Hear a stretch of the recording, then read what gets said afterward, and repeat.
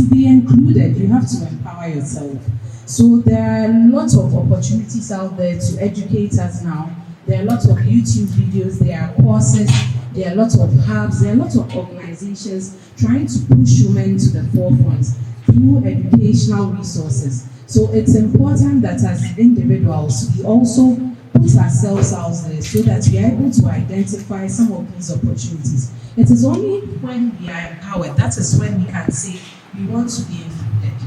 It was a tough decision for me. Initially, I wasn't sure if that was the path I wanted to go because I started marketing. I studied marketing in school. But here I found myself doing HR operations and even a little bit of finance.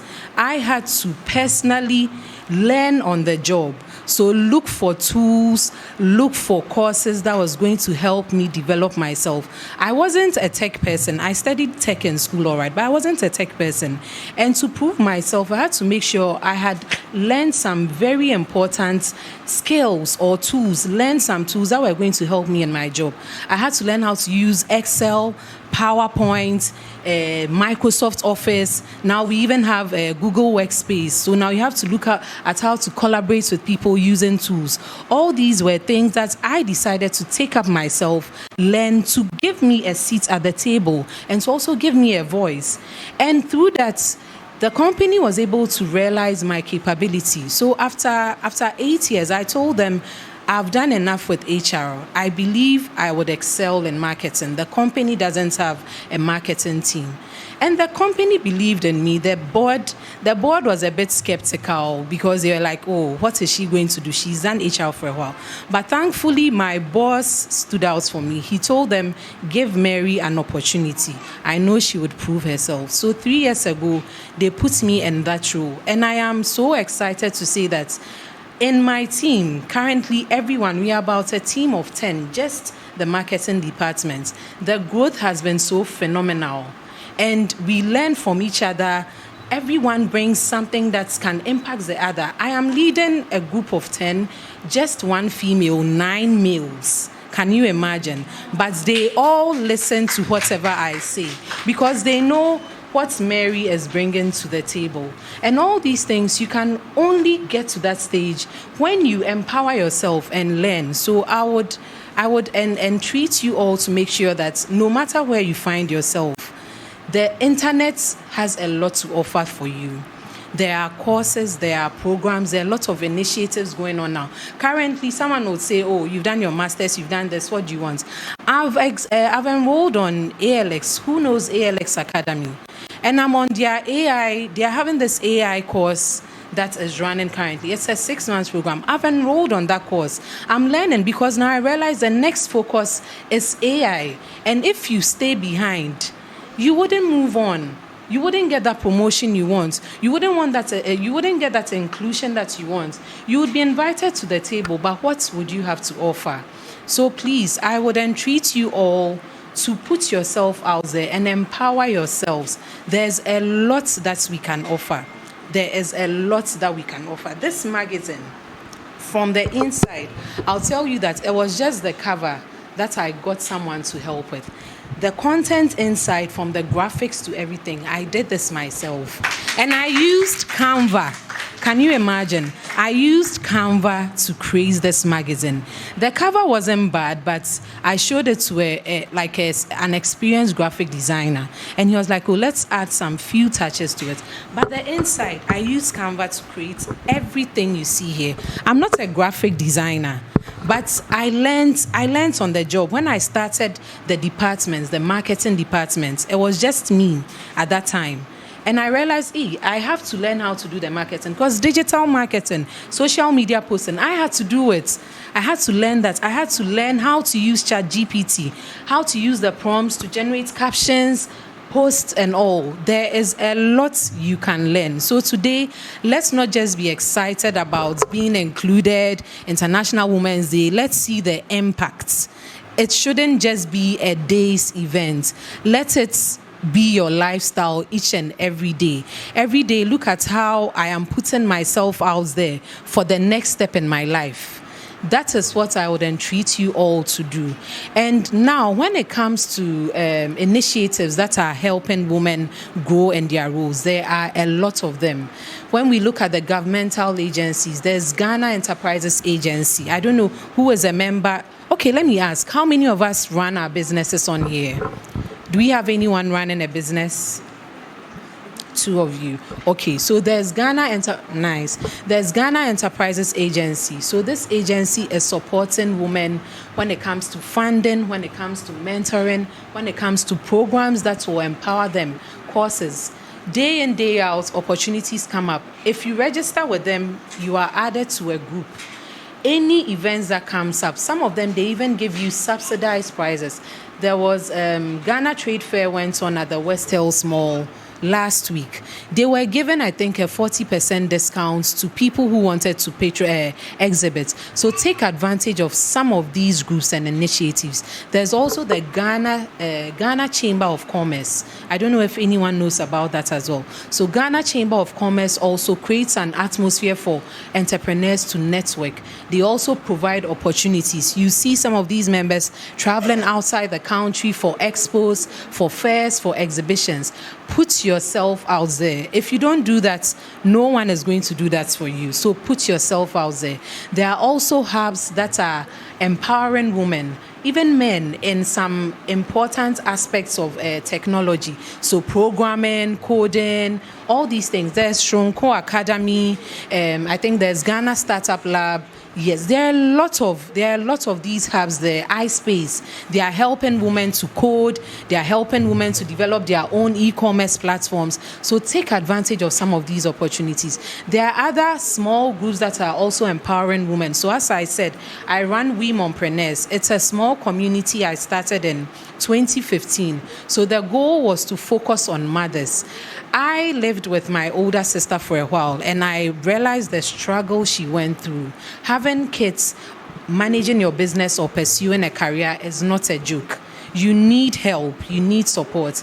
So during that period, I realized the importance of creating a community where people could share their experiences and to also learn from others. That's how come I created the Womenpreneurs community. So in my community, I share funding opportunities. I connect them to funding opportunities. I share programs, events, courses for them to take advantage of.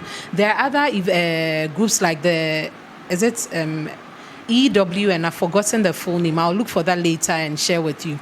There's also the We Rise Community Network that is being run by the Ghana Enterprises Agency. There are a lot of them. Just go online, Google groups in Ghana that I can join, or female groups that are empowering women. There's a long list that will show for you. So take advantage of some of these groups and network with others. The more you network, the more you get to know what is happening that you are not aware of. And it is people that will connect you to opportunities. It is people. You pray to Allah, you pray to God, but God works through people. So if you are not connecting with people, when opportunities come, they wouldn't even know if you exist. There are also Facebook groups that you can join. So online, I think I'm part of about 3 of them, female entrepreneurship groups. There are a lot of networks, so look out for them.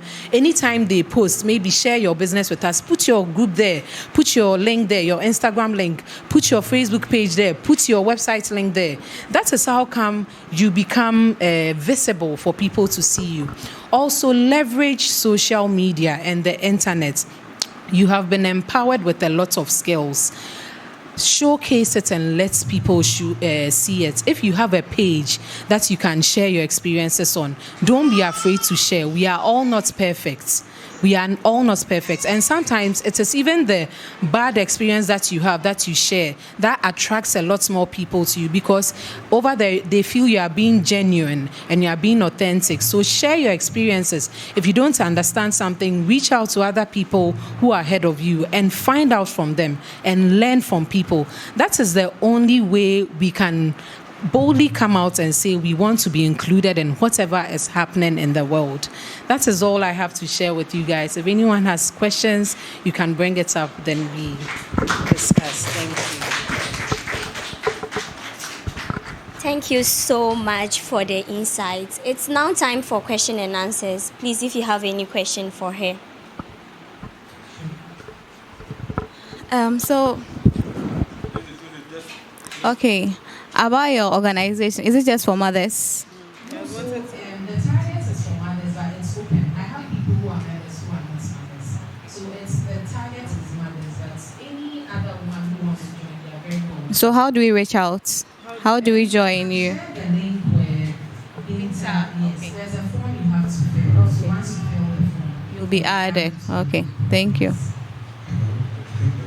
Please, any other person? So there's this particular thing when it comes to women working in a circle where there are lots of men. Like the way you said, you had a team that have nine males. So it probably wasn't easy for you in the beginning. There are some males that would not and will not take instructions from a woman. No matter what you do, no matter how intelligent you are, no matter how confident you are, no matter how calm you are, even as a leader, the person will just not take instructions from you. And so what do you do as a lady, especially a young lady, that you find yourself in a position like that without so much experience working with males as a leader?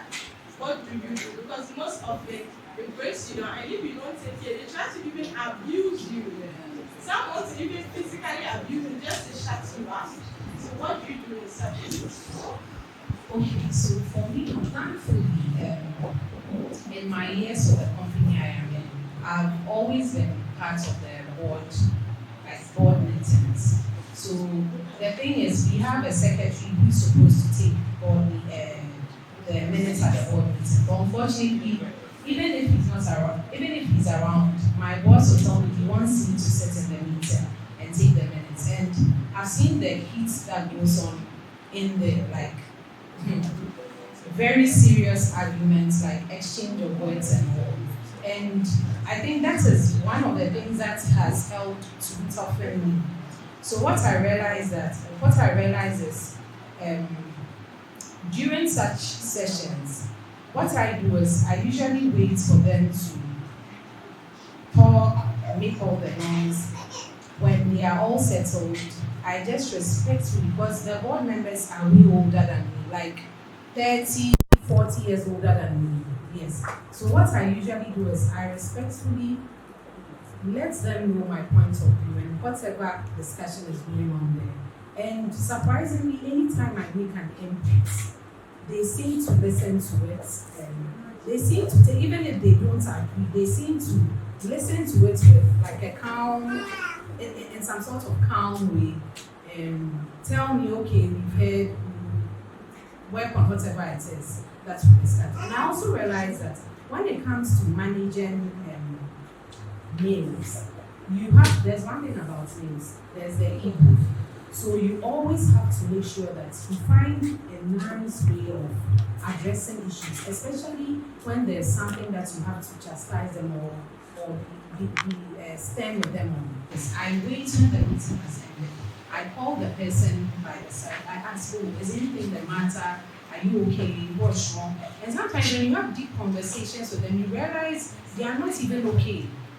We tend to think because men are bubbly, they are always happy, they don't have a problem. But men also have issues.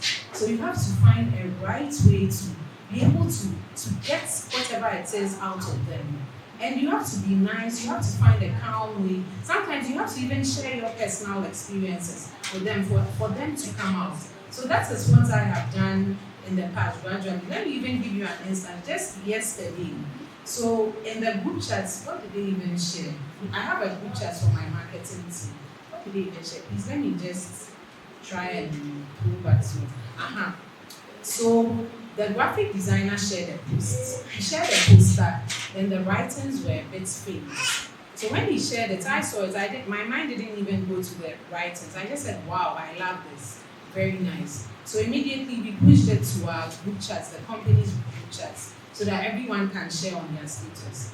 Then another gentleman in the group chat, I have 2 graphic designers on my team. He came to comment on it that the writing is not clear, it is not visible. Change it. So then the other guy got angry, and he started talking How can you tell me my work is not nice? I'm also a graphic designer. Do I trust that? So when I saw it, I wasn't happy. I didn't comment on the book. I didn't say anything on it. I just went to their private messages. I sent the two of them a message. I told the first one, learn to have decorum when it comes to correcting people or sharing your views on things. Say it in a polite way. This is not the first time so and so has told you about that. Kindly call him and apologize to him. Then I called the other guy, the one who was angry. I told him, oh, you know this guy, he throws his words around. And sometimes he thinks he's being sarcastic or he's joking. Don't take him serious. I've spoken to him to call you and apologize. And I've told him not to repeat that. Let me know when he calls you. So I was there, he just sent a message, oh, so and so has called. We resolved our issue. That was it. That was it. So you have to know how to engage with them. And you have to know the people individually. Know their temperaments, know their personalities. Then you're able to know, okay, what works for this person? What works for that person? It is not easy. There are days I'm disrespected. I put something, someone will just come and rubbish it. But I stay calm. I don't respond in the group. I just find a nice way to address. And surprisingly, amidst the disrespect and all, there's no day I've given them a task that someone has said I won't do. They will do it. They have to do it. So just find the right way to engage with them and get them to trust you. Get them to trust you. That's where you are able to find a nice way to relate to them. And they also respect you and know the boundaries. Any other question?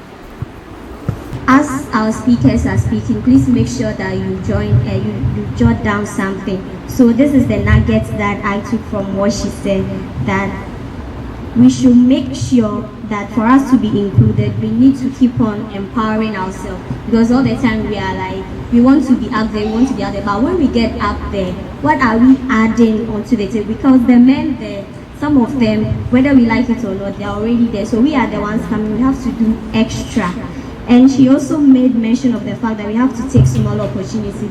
She made mention of Shonko Academy. So let me take this opportunity to tell you guys that if you want to start or enroll yourself in tech, like you want to start something, Shonko is providing an opportunity for young ladies who want to learn how to use Canva. Myself, I graduated from their second cohort just last week Friday. I had my certificate last week Friday, so you can take advantage of that. And then she said we shouldn't joke with networking. These days, believe me, networking is very, very important because your network is your network. Whether we like it or not, in Ghana here, who you knows work. So as you are here, we have phenomenal women among us. Make sure that you network before you leave here. And then leverage on the internet. Maybe before we leave here, I'll give you a story about how the internet gave me a very big opportunity. Thank you so much, Ms. Mary Dixon, for sharing your insights on building an inclusive ecosystem, creating opportunity for all women. Ladies and gentlemen, let's put our hands together for her as she takes her seat. Entrepreneurship, breaking barriers, overcoming challenges in entrepreneurship. So as I usually do, before she takes her seat, I would like to read her background.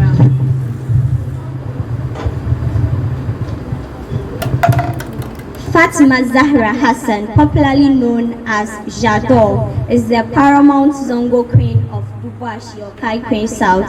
She's the CEO of Modara Jador Cosmetic and founder of Modara Jador Foundation. She's an entrepreneur who was trained in Dubai, Morocco, and Singapore in luxury soap making and skincare. Jador has trained over 3,000 women and girls throughout West African countries like Cote d'Ivoire, Ghana, Nigeria, Togo, Benin, and Senegal. She has also trained women in Central American countries like Belize, Mexico, and Guatemala. She's fluent in French, English, Hausa, and Ga. Her vision is to create a community of female entrepreneurs around the globe. With a round of applause, ladies and gentlemen, let's welcome Hajia Fatima Zahra.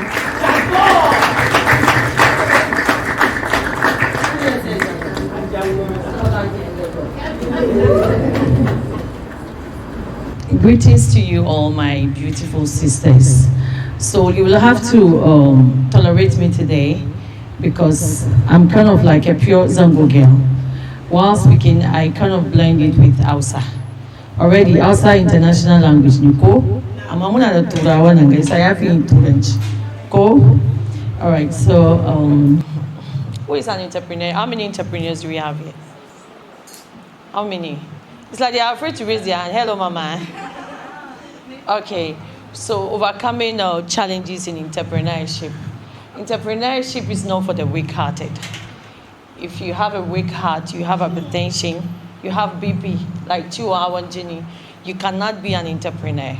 And myself, I never knew I was an entrepreneur. I didn't even know what the word was.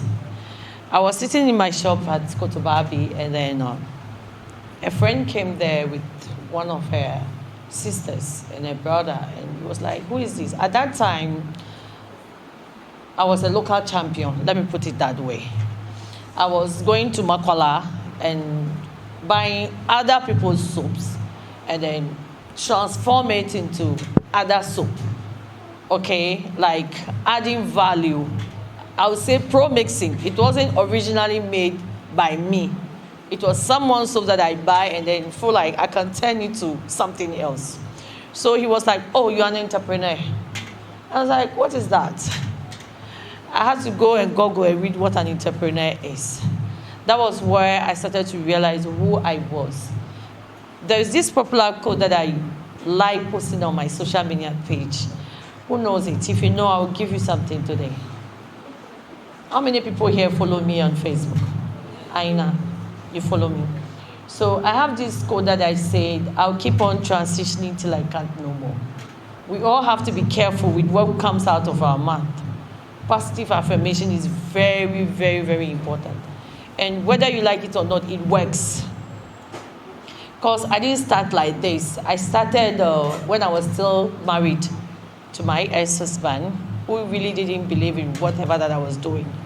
But there was something really strong, a powerful force that was forcing me each and every day to get up and do it, regardless of whether my husband was supporting me or my family or not.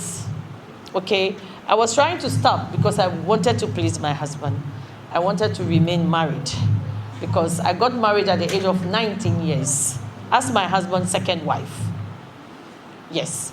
And being in a marriage for like 16, 17 years, can you just imagine? So I was trying to remain married, but not doing certain things that he didn't want me to do. So now maybe he didn't want me to be going. I own a shop, but I realized maybe based on that. Whilst these days technology has made everything so easy for all of us here, nobody has an excuse. If you know you're on Facebook today or any social media platform and you are not using it to make money, sell it and drop that yam, because that's your iPhone or whatever Android phone that you're using is not useful. I said, look, I'll create my workshop in their house. Maybe in Agani do not allow na in Aiki. So this is where it all started. It was not easy. Okay? It was something that my ex-husband is a generous man. He's a good man. He helps a lot in the community. But he didn't want me to work, so the support was not coming like the way I want it.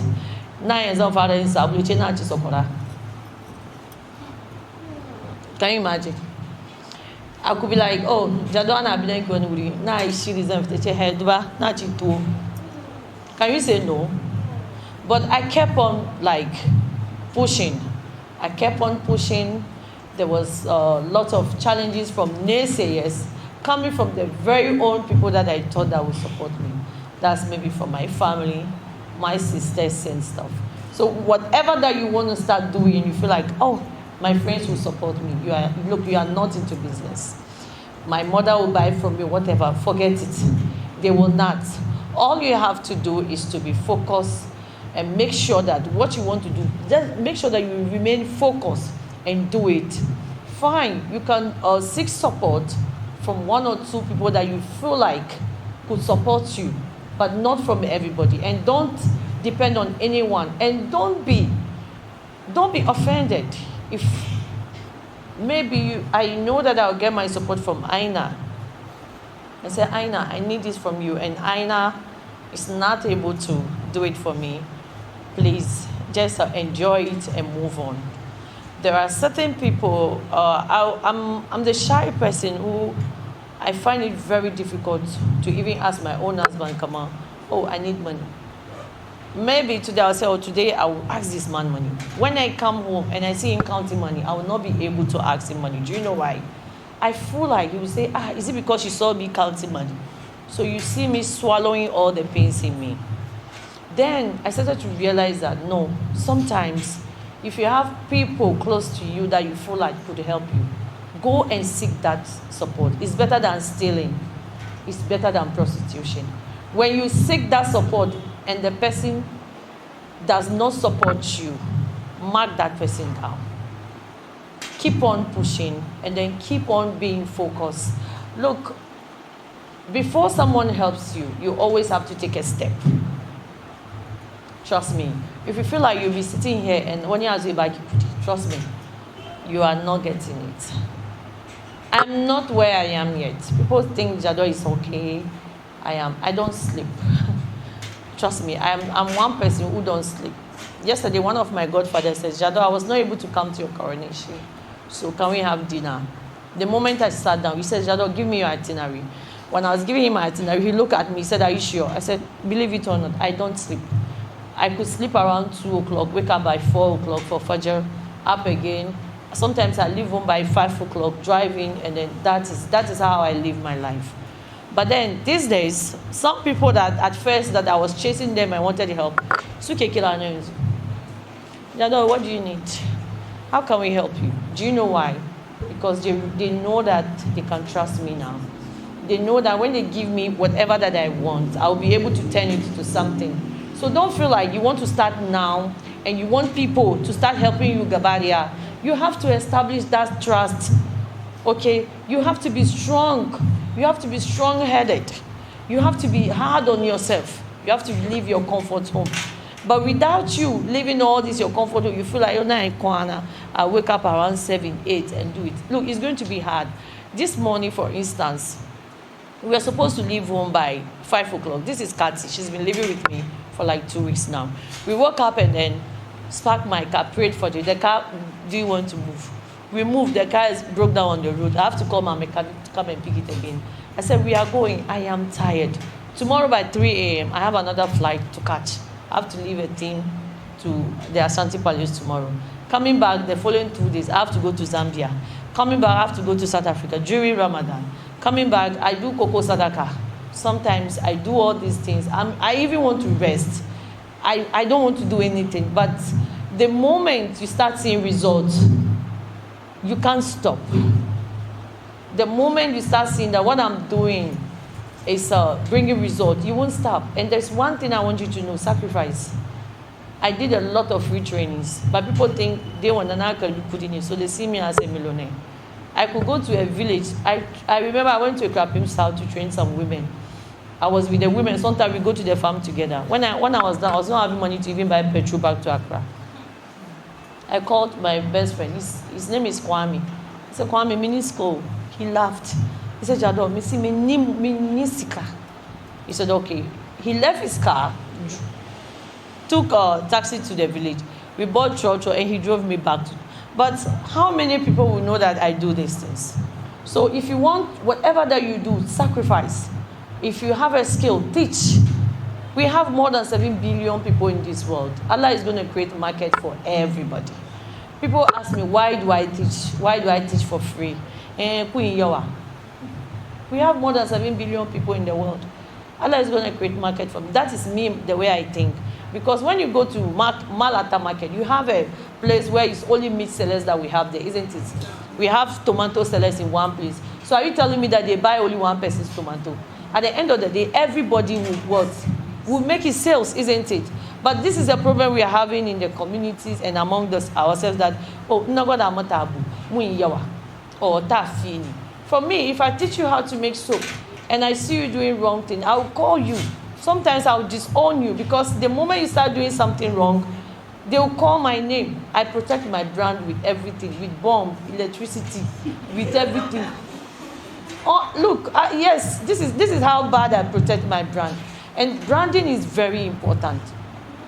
Some of these challenges will come, whether you like it or not. I could make production like more than 20, 30,000. Duke bata. Sometimes now in Dubai I can go, you can do content in Kwana. I will just dust myself again and you see me up again. Sometimes I could go to program, but I'm crying. The last summit I was at the National Mosque, I was in a very big, serious problem. But I sat there and delivered, went back to my car, cried, and then continue again. So as for challenges in whatever that you are doing as an entrepreneur, you are going to face it, whether you like it or not. It's part of the growth. It's part of how, it's part of what will make you strong. It's part of what will make you who you want to be. For me, people see me to be very stubborn, which I am very stubborn.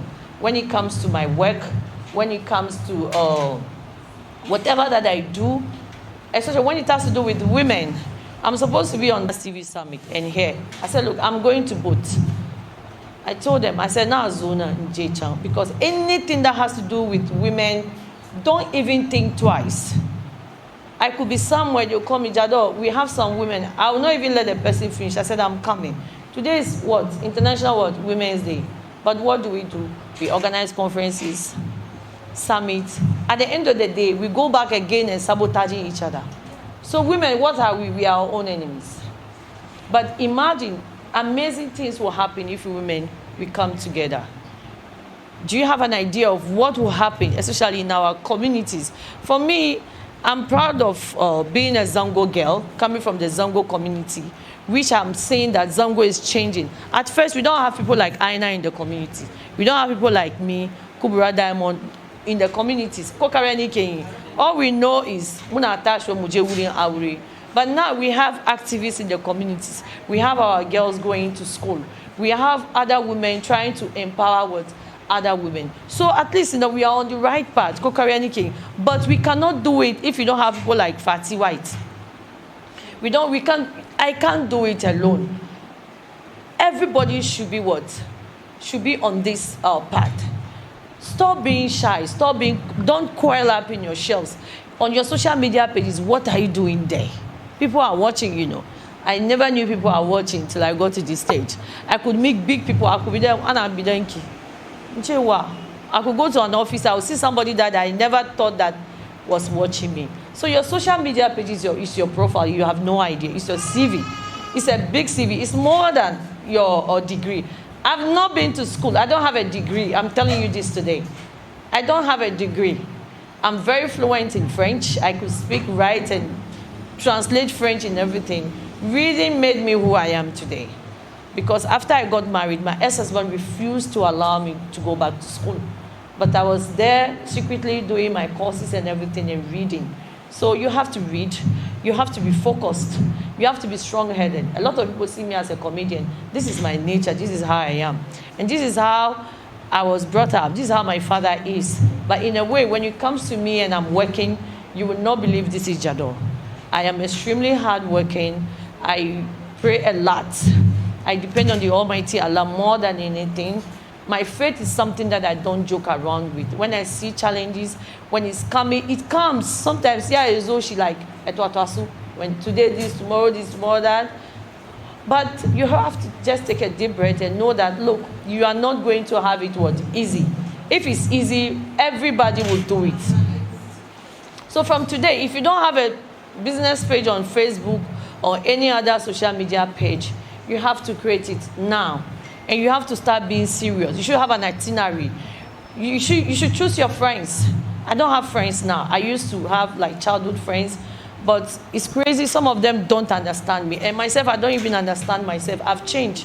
And probably, maybe, because of the books I started reading and the people that I started following, it has changed me naturally. It's not me.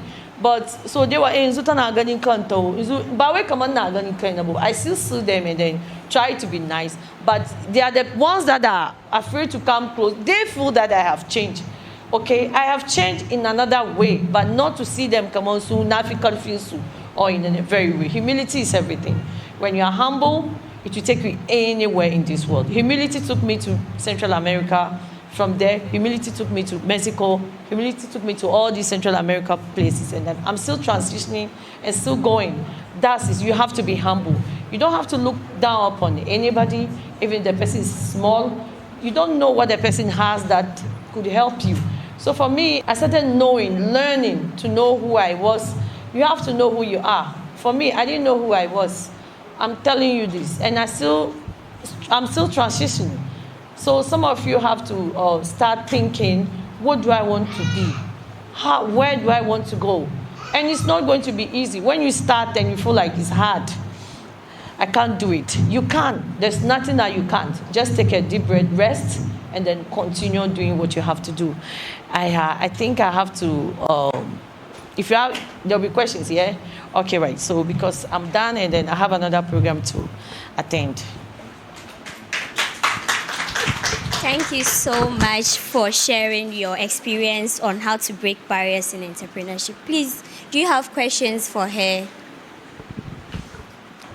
Okay. So my question is, how do you stand competition? How do you stand out as a brand?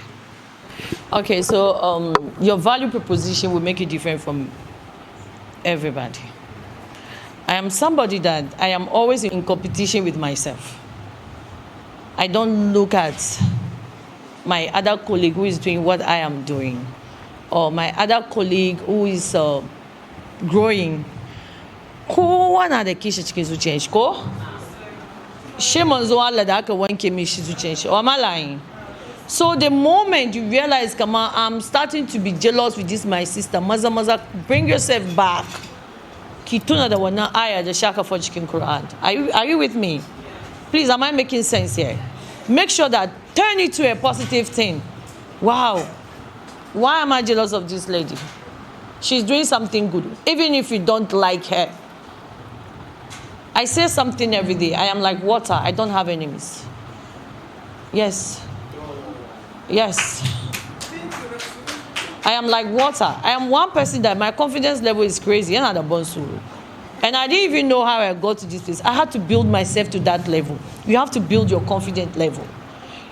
Think about you. Don't look at your competitor. Okay? There's one thing they say, you have to look at what the other person is doing so that you know how to correct yourself. For me, I don't even want to watch or even look. I make sure that I do me. I compete with myself. Where I am today. Tomorrow I want to be here. And I work on that thing. And always the universe works for me. So look at yourself as your competition. Don't look at any other person as your competition. You'll be good.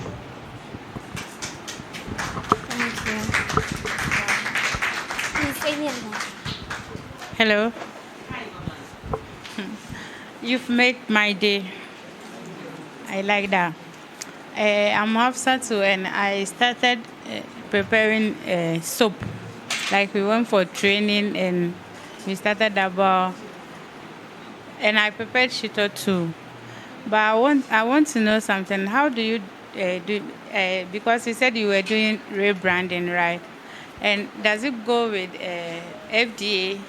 Like when you started, they were not disturbing you, or how do you do it? So my own is, I want someone to guide me, like support me, like so. To go back because of that I stopped the soap. And okay, so you are an entrepreneur, you are a starter. You know, you start small to be big. You can't say you don't have that money, or you are that, or you are this rich. Even if you have that money, you have to wait and then grow. So people are selling food stuff there, isn't it?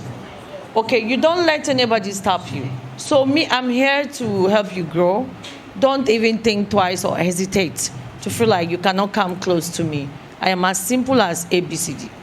You can come close to me, any guidance that you need for me to put you through to get your FDA so that you get all your products in all the supermarkets across Ghana. This is how you start thinking. But the moment you start to limit yourself, you remain a local champion. Think big, whether you like it or not. Start thinking like you want to see your product even in one supermarket. Or, let me give you an example. I want to see my product at Lessing Pharmacy. And you know your product cannot get to Lessing Pharmacy without having the FDA. So then you start working on your purpose. This is the mistake that we do, and this is something that I really want to talk about. When you start a business, register it.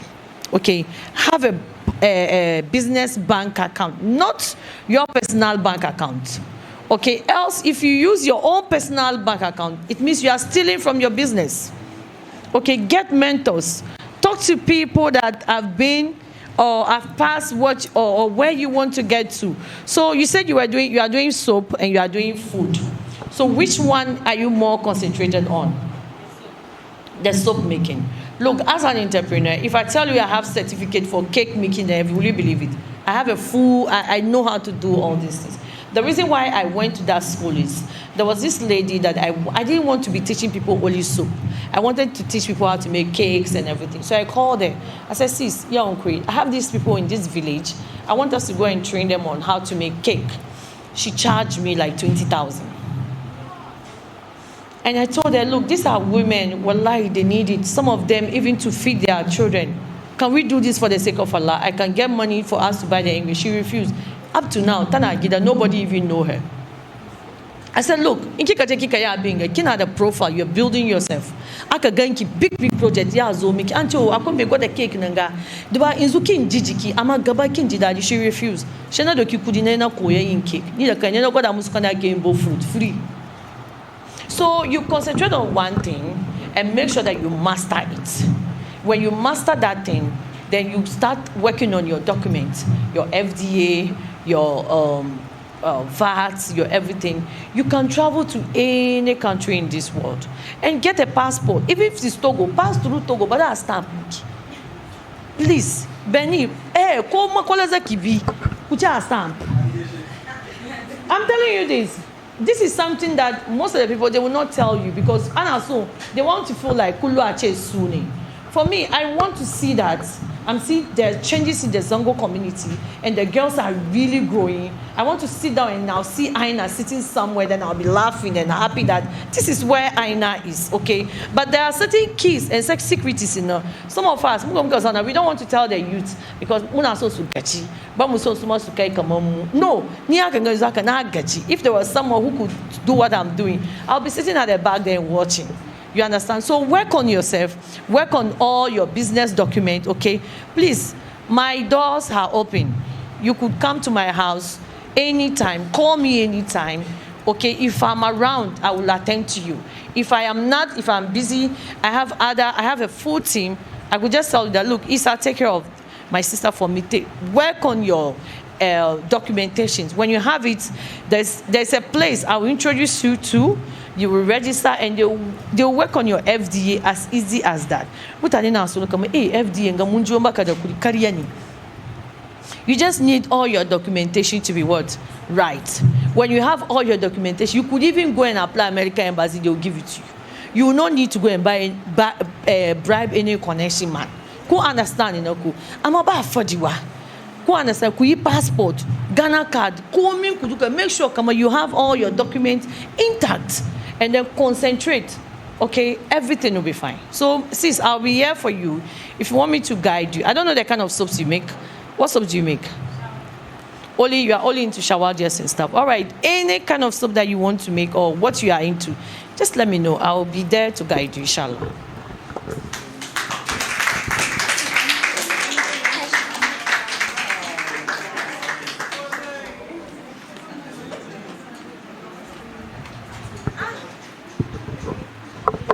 Okay, so my question to you, please, is how do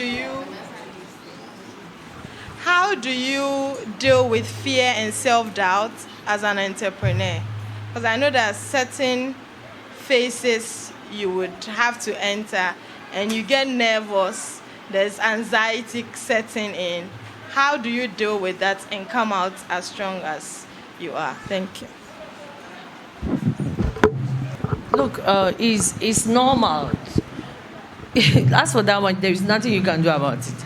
Also, I was called at a program, and then she go, she not going to ministers, she not going to MP, she could jado, you show me the free. You know, when you get somewhere, and you realize that fear and all diseases are setting in, just take a deep breath and tell yourself that I can. For me, I never knew I was like this. My elder brother sat me down. When I was going through divorce, I was always crying. I was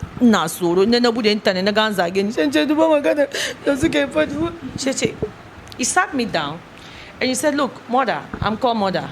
But do you know that this same person who made me who I am today now is fighting me? He said, I'm too strong. I'm too stubborn now. I was telling Blessing, I said, he made me who I am today. But she is complaining. So this is what you are going to face. The same very people that will tell you, come on, you can do it. When they start seeing you doing it and overdoing it, they will go against you again.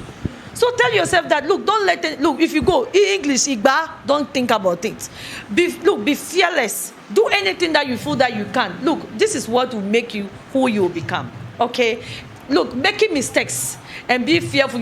You are fear that, hey, no mistaking, I'm in the area. It's part of it. Atamus mayagba, yache komi becheba. Becheba. You see, these are some of the things that you will go through. Look, you will fail. You will make mistake. Anxiety. Me, I used to have anxiety disorder. I went to the hospital. They said I shouldn't be happy too much. I shouldn't be sad too much. They say I have anxiety disorder. When you chill, okay, no. Have you heard of this kind of sickness before? They say when you chill, the anxiety disorder. You understand? So fear is part of it.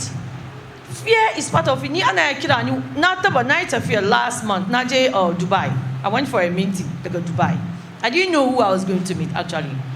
The first time I was going to Dubai, I was happy only $100 in me. This time I got to Dubai and the entourage who came to pick me, and where I was going to sleep. How did I even get here? I was, even 3 days I was telling Asibi, I said, Asibi, how did I get here? Guess what happened? I got Kenya apartment in the doctor, come on. You know, so there enough to not there and just one hotel in $1. This time I was staying in a very big apartment all alone. It's like, hey, new one, any. And in the evening, they sent me a message, Jador, you have a meeting at 6 p.m. Dubai, Arab, they have nightlife. If you see any big personality that you want, approach the person. Look, talk to the person. The response of the person will let you know what that person is or what kind of the person is. Then you learn from it. Okay? Don't let fear stop you from anything. Me, I am one person that I am shy. Me, I am shy more than you see. But space. Do you know why I'm wearing this? I'm shy. I am a shy person. And only those who work with me with camera will tell you that I'm shy. I'm only comfortable among 2 people. I have Bilal and one guy. When Bilal is behind the camera and I'm shooting, I am okay. But if they bring any other, I can't shoot. I'm a shy person. I'm an extremely shy person. But when it comes to my work or something that I know that I'll do for me or for my community, then I'm good. The anxiety will set in, whether you like it or not. The fear will come. Whatever will come. You might see somebody that, hey, don't let anybody stop you. Don't let anybody weigh you down. Whatever that from today you want to start doing, don't. We have Corolla here. Corolla, I'm gonna teach you. She's one person that I know she's my woman. She can do anything, and I know she's fearless. Educating us on a lot of things. You understand? As anybody shouldn't come about that thing. And I don't see her talking to girls. I don't see her pushing. I don't see her doing nothing. And she has it. But Fatiwa, it has a program. I know sometimes you have fears or support. Do it anyhow. The support might not come like fully. Do it. Wallahi, somebody is watching you at the back. Someone will come and push you. Can we do this? Oh, now sponsor and for and not to post not gun post look. Some people will have to book me. And I'll be Yafara, Ebu Boba. Ebuboba, but I didn't get this by chance. And I'm still working on myself on how to be more humble. Me, I'm a typical example of Sika Bedidi.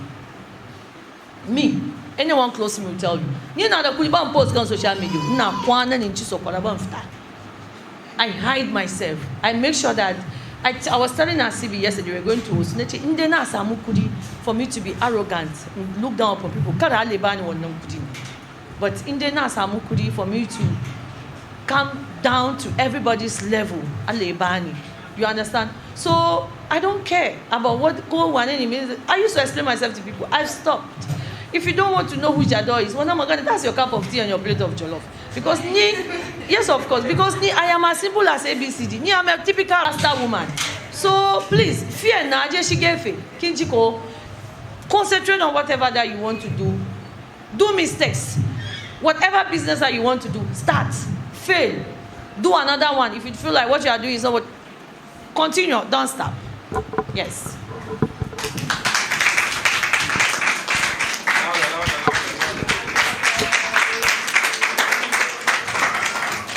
Thank you so much for the invaluable insights on how to break barriers in entrepreneurship.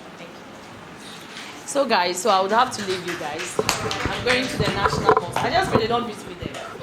Alright, so salam alaikum. She has said a lot. You don't have to be an entrepreneur to pick whatever she has said. You just have to be a woman to pick from whatever insight that she has shared with us. She said we should remain focused. Whatever that you are doing, people are going to talk. But shut your ears, forget about them, and then do you. Once you start, the support is not going to come, but as and when you go up there, the support will come. We've touched on entrepreneurship and then we've touched on inclusion. So we are moving straight up to women in leadership. So Ms. Samiha Eunice, please do us the honor and then take us through mentorship and leadership. So let's go. Concentration is the game. Keep the reading if you can. Concentration is the game. Keep the reading if you can. Miha, Farida, Ricky.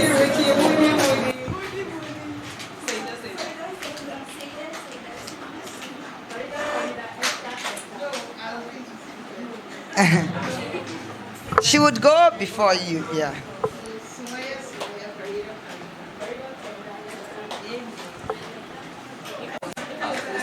The energy is down. The energy is down. Are you guys tired?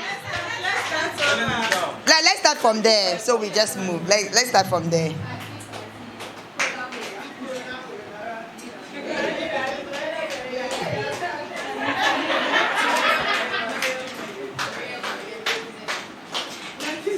Nafisa, please.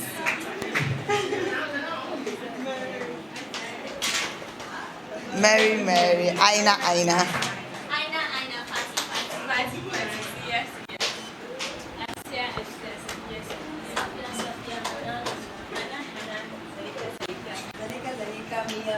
Okay. All right, let's clap hands for ourselves. Okay, so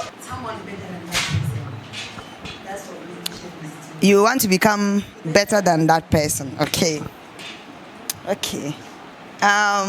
Leadership, please. Leadership.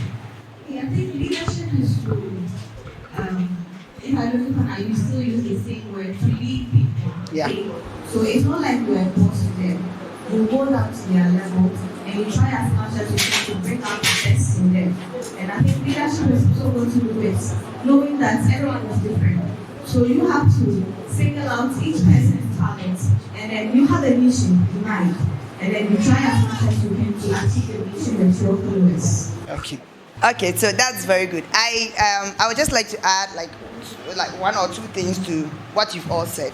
So with regards to mentorship, it more has to do with experience sharing. So like somebody sharing their experience to you, or sort of echo. There are so many ways of mentorship. Like sometimes people mentor you without actually knowing that they are mentoring you. It depends on the particular situation. So corporate wise, home wise, Because if you come to look at our homes, our mothers mentor us without even knowing that they are mentoring us. Like as young as 7 years as a girl, they're already teaching you how to stare TZ. You know, they're already teaching you how to sweep. You know, sometimes you're holding the broom and your mother is saying, you don't hold the broom like a lady. You know, like these are like mentorship. They are not, it's not like they give you a pamphlet or like theories on how to practical these things, but like you are seeing your mother doing it and you are learning those things. Nobody teaches us how to tie a scarf. I don't think any of us here, somebody sat us down to teach us how to tie our duku or our hijab. We actually learn it just like as you are growing up, going to the mosques, like, you know, these are like basic things that we learn. So that's like a bit of like the mentorship. In terms of leadership, usually it's more on taking the lead, like taking the step for other people to follow. So if you look at it from a corporate perspective, or we are looking at it from even our lay perspective, I don't want us to think about it from the theories. Like we can look at it from like the big theories on defining leadership. I just want us to come to our level because of the conversation we want to have. Am I making sense? Yeah.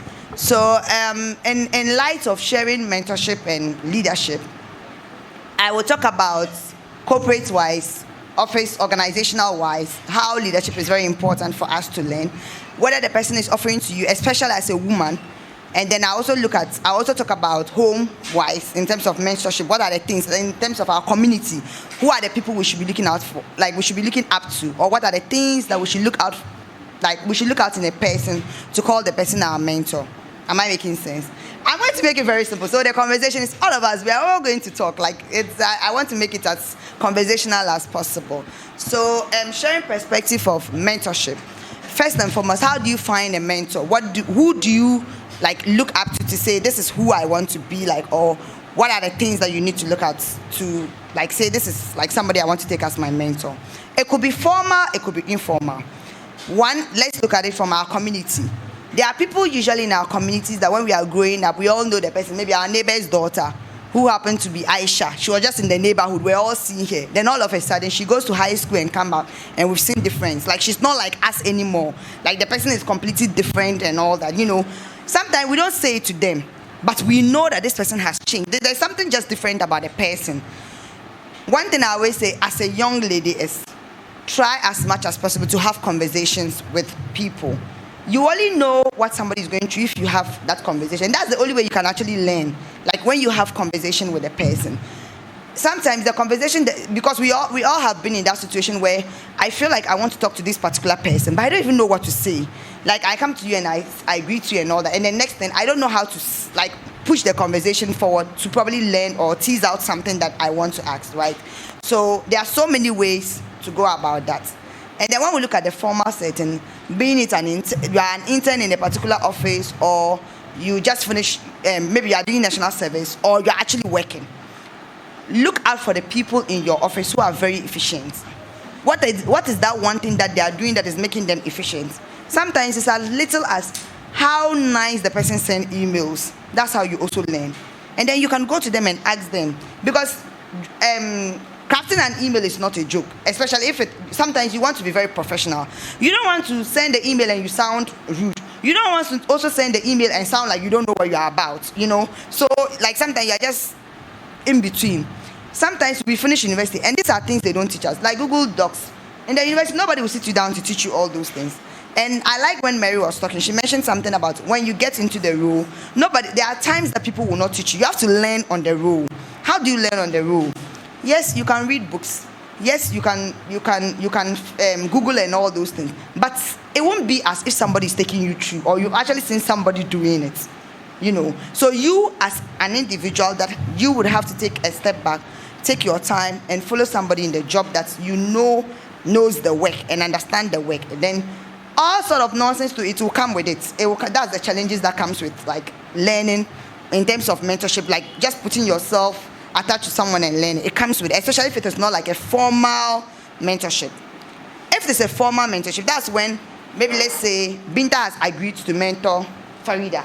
An example, Binta has agreed to mentor Farida. She would have like a once in a while session where she would ask Farida, where do you want to see yourself? What are the things that you need to do? Then the person can now offer maybe opportunities that can help you to expose you, you know. in those ones, they are like very formal conversations where, like, once in a while you are meeting up with a person and the person is including you, the person is going for a meeting, the person is carrying you along. I mentor, so Plan Ghana runs a program.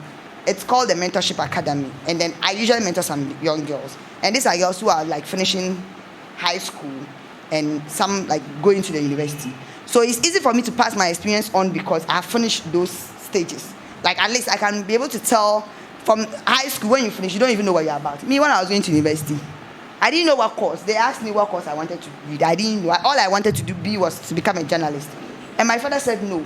Journalist, as a woman and as a Muslim girl, you are exposed to a lot of things. Then, those days, like, it was as if you are exposed to a lot of things, and the money too was not so lucrative and all that, you know.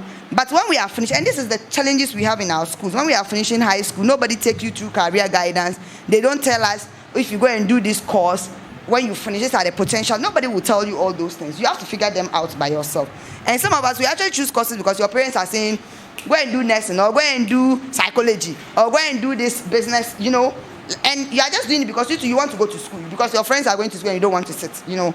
So that's like some of those things. But as soon as you get into those spaces, what do you also, like, what do you now, like how do you now craft your own self? So here we are. I don't think anybody is below 18 years in this room. Our parents have coached us. We've seen all the challenges that has happened in our communities.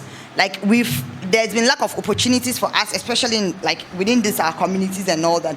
And the worst part of it, Muslim girl, that's the worst, like, that's even the worst part of it. Like, before you get into a room, you know, you are always like backwards to everybody. But how do you put yourself out there? Who do you look up to? How do you even get these mentors, right?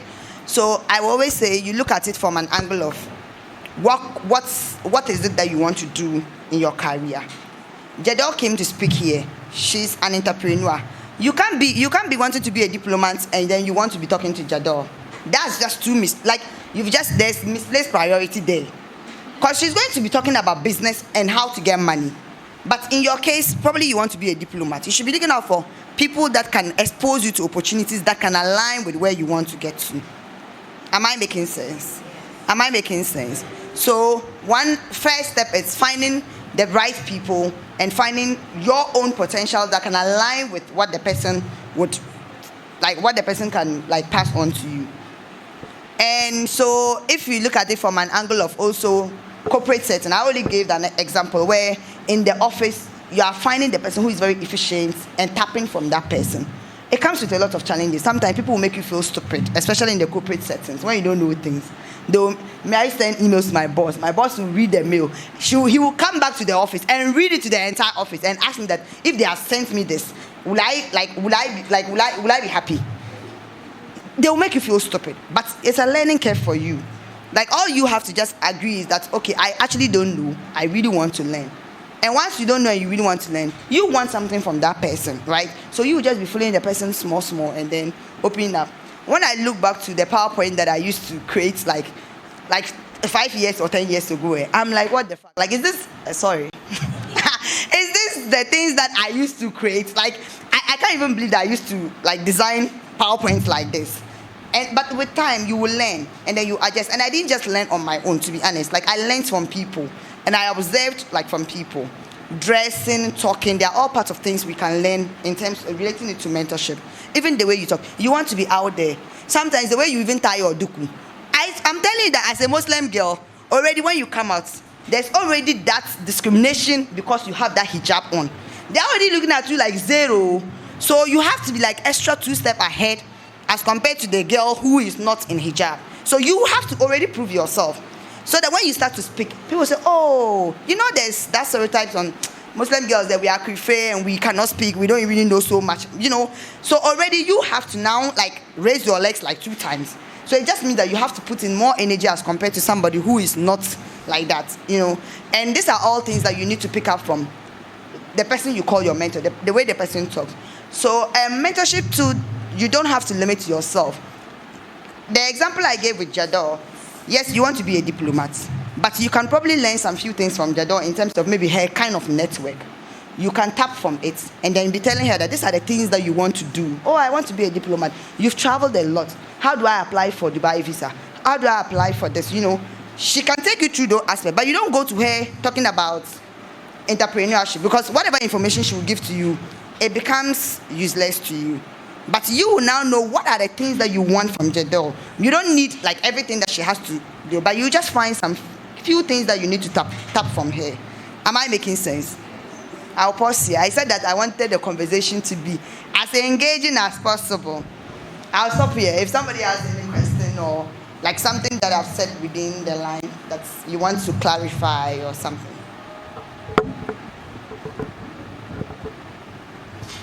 Okay. Oh, okay. My question is, what's the fine line between mentorship and leadership? The thin line. So, with leadership, sometimes the person will not be your mentor. The person is just leading for you to follow, and they actually don't care. There's no follow-up to see whether you are making progress or not. But with mentorship, mostly there's a follow-up conversation on, are you improving?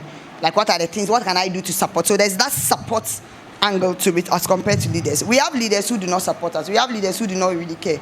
The person is just leading you to follow whatever their agenda is. But they actually are not passing on their experience. They are not sharing. The person doesn't have to share their experience for you to learn from it, And they will not tell you the pain. They will not tell you the downside of the things they have gone through. But with mentorship, they will tell you that the road is not rosy. Like, it is not easy. They will actually make you know that it's not easy. I'll not come and tell you stories that when I was growing up, everything was smooth and no. There are times like I broke down. There are times that I feel like why am I even here? Like, I don't, there are like that. We've all felt that depression at one point in time. You are applying for opportunities, they are not coming. I finished university 2 solid years. I didn't have a full-time job. I was just on part-time roles. Like, you do part-time for this organization, you consult for this organization, but you weren't getting full-time. And it's frustrating, and now people finish school and they also don't get jobs. And I'll now come and tell you that because I'm running a full organization. No, I'll let you know that it's frustrating. You will get rejected emails. You read some of the rejected emails. We are sorry, we had gotten 500 applicants, and you will cry. You read the email and you just cry. So, in those times, I'm making you understand that there's an empathy component to it, because I'm feeling like your shoes. Like, I'm sort of making you understand that it's okay to go through all these pains and all that. Did I answer your question? Okay.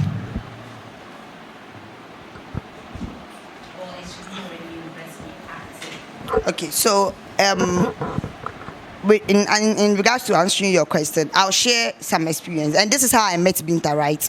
At the age of 8, there was something called Children and Youth in Broadcasting. It's now called Curious Minds. Then it wasn't really called Curious Minds. And that's how we got to know ourselves. Like, we were very young then. Like, that was like years ago. Like, by 8, 9, we're already on those programs. And all we're discussing, sometimes I feel like all we're discussing was, we didn't even understand what we're discussing, because we're just talking about parents' responsibility. We'll go on TV, we'll go and talk all these Kokwanasi things. We used to, I don't know, the former minister, Otiko Jaba, she used to have this children program. She used to do it like region by region. She'll come to Northern region. We'll go and talk. I didn't understand what I was saying. I just knew that I could speak English, and then I'll go on radio and go and talk. But I feel like those little things shaped me in a way. Like, right now, I reflect back and I feel like those things. I don't agree that the cycle should continue where people would finish university and they don't really understand what they want to do, or they're about going to university and they are not very sure of the path that they want to choose. The cycle is not continuing. It's changing, not so much. The dynamics are changing, but not so much. Now, there are like lots of opportunities and platforms. There's even what we call pre-university. Before you finish high school, like when you finish high school and you are in the house and you're not doing anything, you can go for that pre-university. Me, when I finished high school and I was not doing it, I told my parents I wanted to learn filtering because I was interested in engineering. And my father didn't understand why, of all the things I want to learn, I want to go and learn filtering. Because usually when you finish high school and you're home, it's either you are sent to go and help your auntie or your uncle or your sister who has just given birth. At the end of the day, I came back to Accra and I was helping my cousin who had just given birth. And I ended up going back to Mankaranta. I think that was that period. That was what I did. I could have used that period to figure out what course I wanted to read in the university. I don't support that the cycle should continue. And that is why we are all here. And that is why we are all doing what we are all doing. Usually, I have people that I mentor. And one of the things that I do is I actually coach them on courses and things that they would have to look out for. If you come and tell me you want to read medicine, to be honest, I'll demoralize you, and I'll tell you why. Like, I'll make you understand why I'm demoralizing you from doing medicine, and I'll let, especially if you're a girl, I'll let you know that there's more opportunity in doing most of the engineering courses than medicine. My doctor's friends who are in the hospital are just complaining, and some of them wanted to be doctors because of the prestige or because their parents wanted them to be doctors, not because they actually felt like they really wanted to save lives, you know. And that's the component where we actually don't. You are not choosing a course because you feel like this is where your passion is, but you are choosing it because when you finish, you easily get a job, or when you finish, like, you can easily be very recognized in the society. When you finish nursing, even if you don't get a job, you get a private hospital that you can be doing papapa. But when you do psychology and you finish, in Ghana, how many people go to see a psychologist? Do you get? So I feel like the dynamics are changing. Now there are lots of career guidance opportunity where people actually learn and understand what are the courses and like the implication of the courses that they are reading and what are the opportunities available for them when they finish school. I think the dynamics are changing, and it's up to us, even you as an individual. How do you make sure that what you went through with your parents, your little sister doesn't go through that, or your little brother doesn't go through that? So it's up to us as individual. My little sister, when she was going to school, my parents wanted her to go and read a course. I said, no, let her read a course that she wants to read, not what you people want, because that's what you did to me. You made me read a course that you sort of imposed the course on me. I didn't like maths. My father forced me to go and do elective maths. I wasn't even doing core maths, I was doing elective maths. Throughout that 4 years in high school, I was just annoyed, and I was just doing the emails because my father wants me to do this course. You know, but do we actually make our children understand, okay, why are you choosing science course? Why are you choosing general arts? If you are reading general arts and you are not reading literature, why are you not reading that? You know, because you go and do literature and then at the end of the day, you don't even utilize it in the university. Do you get the dynamic? So it's up to all of us. We all have that responsibility to be able to pass on that message. You should, and that's where the mentorship comes. You don't have to wait till you become somebody to mentor someone. You know, it even starts from home. Does that answer your question? Okay.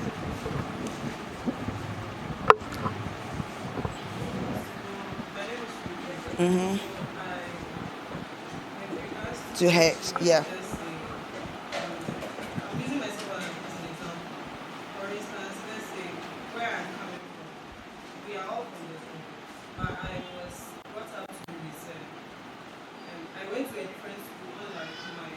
Yeah. I had to start French from kindergarten. The rest were attending English schools. So from the onset, I'm different. Yeah. You understand?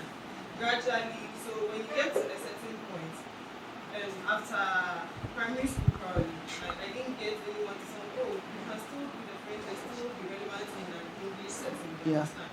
So you get that. No, go and add value with the English, blah blah blah. Throw this away. All this. Just yesterday, someone said, what is the use of the translation you are doing? Like, what are you doing? For a moment, it shook me. You understand? It shook me.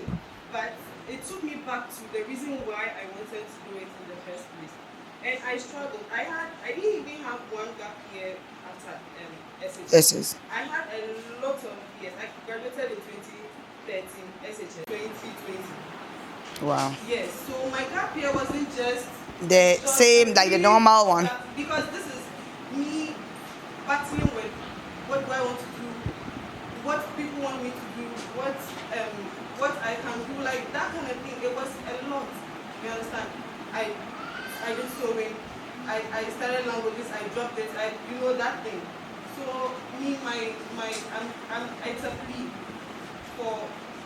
You guys, like, I don't know, if you have a community of people who are doing this mentorship thing, like, please find us and our sisters or brothers who are struggling, who really know, they don't even have an identity for now, because they don't know what they want. They have not tapped into their inner selves and what. For me, at least, I got to know it's languages I want to do, and then I want to be a translator, and then alhamdulillah, I'm doing translating and I'm loving it. So please, let's create, I want like an opportunity for someone not to be like me. 7 years is a lot of years to stay at home, not knowing what you want to do. Right? So please, the mentorship will not end. Okay. She said she wants to answer. Let me respond to yeah. So I think that alhamdulillah that at least you figured out your path and then you know your path. And when you talk about mentors finding mentees, usually it's difficult. I know a lot of people who are at high positions and they've been looking for people to mentor, but they don't also find. And sometimes the challenge is that the mentees are not serious. Like, your mentor is not coming to look for you. You are the one who wants the growth. So you have to look for people that you think that like you can learn from, and then you will now tap from them. Because these people are very busy people. Even me that I'm mentoring people, I still have mentors. So like when I joined the UN, the resident coordinator was my mentor. And then I don't wait for him to look for me. I always have to go and look for him. Sometimes I'll go, like the whole day I'm going to sit at his office, and then they will come and tell me that his schedule is so tight, so he cannot meet me. I'll go. I'll still find time and still reschedule. I'm the one, if you see our chat, I'm the one who has been doing good morning, Oga. Oga, please, are you available? Like, Oga, I want to discuss this with you. And then I'll share this, and then I would follow up. Me, I've sent the thing to him, but no matter how the person will be acting busy, you have to be patient because you want insight from the person, So I feel like we also have to. There's a saying in Dagbani, I don't know how to say it in Hausa. Binta, I should say it in Dagbani. So they always, you put on understand Dagbani. You speak Dagbani. Okay. So you speak Hausa, right? You speak Dagbani, but you speak Hausa. So I want to say something in Dagbani, then you translate it in Hausa. Okay. Like, so please, so that everybody will understand. They always say it in Dagbani that bi wumsa, agba wumsa ramanga. Yes, so how is wumsable? I'll try and say it in English so that maybe you can get the Hausa. So it's more like when they train you, when they bring you up, you bring up yourself. It's like when you get home training and you go out of the house, you also have to home train yourself. So that's the hustle. Like, you have to now find your ways of learning like the other things. You get it? So usually you have to search for people that you think that might be helpful. Even at, that's why I say even at as of now, there are a lot of things I still sometimes call Binta and I ask Binta, I want to do A, B, and C. What do you think about this? Even as peers, you could have an insight, but then you need someone else to give you a different. So that's just how it goes. I also wanted to debunk a point about women hating each other. Me, I don't believe in that thing. Me, I've never believed in that thing. And me, I don't even have that thing in my theory. Because I feel like men also hate each other and men also sabotage each other. It's just people. The most important thing is that how do we change those narratives as women? Because when I was growing up, I always tell people that I was brought up by the whole community. In my area, everybody's my mother. Because everybody had a hand in my growing up. So I also feel like I hold that as a responsibility to other people that I'm looking up to. It might seem like you are not minding your business, but I feel like sometimes just telling somebody that this ABS, you're coaching somebody, can be of help. The thin line is lack of information. Our parents didn't know better. They brought us up to what they knew was better, and they didn't know better. You think what is the difference between the South and the North? The only difference is that when you are in the same class with Esther, Amma, when we go on vacations, Amma's father will look for money and send her to abroad for holidays. She's already exposing Amma. You've never traveled. Then by the time you come to realize that you are getting an opportunity to travel, it could be some international conference that is fully funded. If it's not fully funded, your parents are not willing to even give you that money to go. So that's the only time you get those opportunities. Do you get it? And that's our difference with them. That's just our difference. So Amma is already meeting all these white people, eating all this calamari, all what. You are not coming to come and go for a conference and you are coming to eat that kind of food. You'll be acting some way. And even the way we meet people, how do we network? Sometimes you meet people and you want to talk. It's not like it's just that you don't even know what to say. You don't even know where to start the conversation. But Amma has already met people in the flights since she was in JSS 1 and she's finished high school. So she's already exposed. She's already comfortable with all those things. It's now that me and you, we've gone for program. We've met the Minister of Finance that we've been looking for. And we will be now doing, we want to take picture. With the picture, the way we stand with the person. Do you understand? It's those little things, So, but inshallah, we are making progress. So, alhamdulillah, I feel like we are really making progress. So, it's bit by bit. And now, there's social media. There are so many platforms. You can actually text people and tell them that, can I have your number? Can I have your email? You sit down, you draft your email. Just tell me. I always think that I take chances, like elevator pitch. When I meet you, I'm not coming to say I'm coming to take picture. I'm coming to pour my problem and say, if you can help me, you help me. If you can help me, you go. And I know that because I'm not coming to do, oh, let me take your number, honorable, and then afterwards I'm coming to be texting you up. No. I'm coming to tell you my problem, honorable. If you help me there and there, you help me. If you not help me there and there, I'm going. And that's how, like, you just put in all those efforts. Sweetheart, I'm done. Okay, I answer. I actually wanted to say that mentorship is a marathon for everyone. Yeah. You don't just have to wait for a particular organization to go to school to take it beyond us. We can all do it. Yeah. You can't just right? You can go to the basic schools, teach the girls on how to be confident. Yeah. Teach your young girl in your community. So it is not for a particular. Exactly. Nobody has any question. Sorry, with regards to what I just said, even me, when I became the president of the School of Translators, I wanted to use it as an opportunity to come into the school, to let people know what benefits you get from doing language, because we are breaking barriers, and then we need languages to, even if it's the local languages, we need languages to break barriers. But I think me, myself, not having that opportunity or that exposure to be mentored myself, we also know how to mentor other people. Exactly. So I swear I'm shattered. Like, No, you don't have to. You see, change your narrative with your own story. I always say that I want to be a better mom, not because my mother wasn't a better mom, but because I feel like my mother could have been better if she knew things better. But now, alhamdulillah, I'm here. And so the things that I say I will not take my children to school. I'm going to homeschool my kids till they reach like a certain level. And that's because there are little things I feel like we needed to learn at home before we go out, And that's what I think. Maybe my child too will grow up and now think that, my mother, she didn't know better, because the narratives are just changing. The world is changing, Yeah, so alhamdulillah, we are making progress. I think we should be more on the positive than the negative aspect, yeah. And let me tell you, there's money in translation. My office just hired a translator, and they are paying her $1,000 a month. Just translation. So there's money in translation. Yeah. Your name again? Rookie. So you mentioned during you don't get anyone to mentor you when you were going into translation. So you want to mentor people. You can start by what did you want to Exactly. Then you write it down.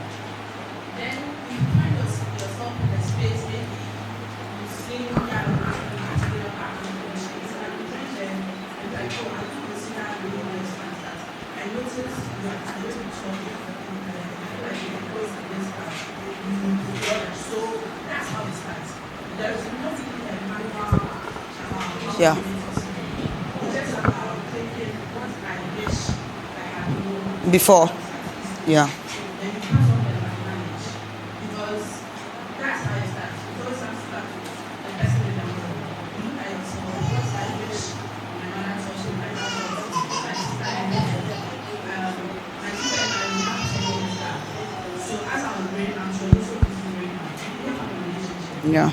So when I see a young girl and I feel like she needs something, I go because I feel like I don't understand. There are certain mistakes you won't have made. So you always have to look at the things you lack and you have the right relationship. It's always something. So I think I'll just say my last words. I'd like to encourage all of us that the universe is very huge for all of us. You can be anything. And impossible is just a feeling in your head. Like, thinking that something is impossible is just a feeling in your head. So the universe is very huge. Like, it's very, very huge for all of us. Like, you just need to go out there and tell yourself that this is what you want to do, and then you will get there. So, yeah, I mean, my last words is that impossible is just a feeling in your head. So anytime you feel like you cannot do anything, just remember what I said, that impossible is a feeling in your head. Yeah, thank you so much.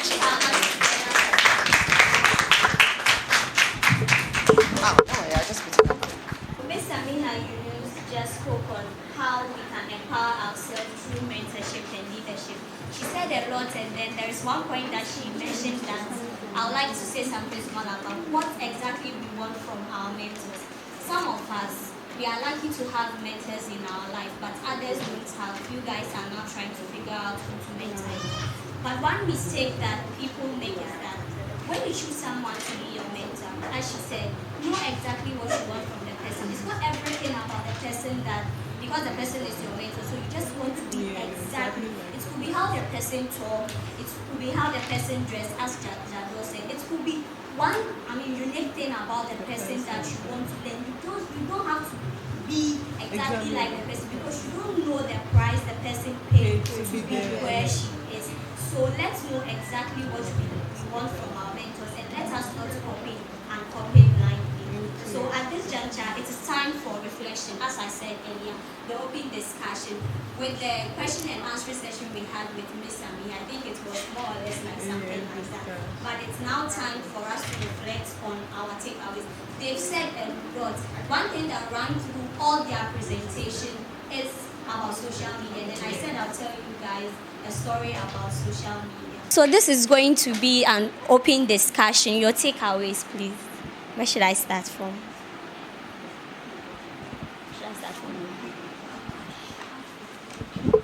So with the mentorship part, one thing I realize is look up to others but become the better version of you. She said we should look up to others, but we should be a better version of ourselves. Any other person? Please, this should be an open discussion. They've said a lot. You can't tell me that you didn't jot anything down. They will speak here. What I've learned, that we should learn how to network. We shouldn't be in a shell expecting that opportunities will be laying. Okay. What I've learned from all the speakers is, firstly, what I have to say that you have to learn how to network, and more importantly is opportunities will be there, but you have to just go and grab the opportunities. And also what I've learned from the first speaker, Mrs. Mary, she was like, we have to learn how to speak to people. We have to get to know people at private, individually, before we try to communicate with them. So that's what I've learned. Those. I think it's better like that. Yeah. Assalamu alaikum. Let me see. The thing I personally learned here is confidence. Naturally, I'm also a shy person, but when it comes to some things, the vim comes. So I'll say, especially from Jado, the confidence part is what I took in personally. Yes, so I think she said confidence is, I think, key or something, but all I will say is you have to be confident. Yeah, that's all. Thank you. Okay, so what I've also learned is it's okay to cry when you feel down, but clean the tears and get going.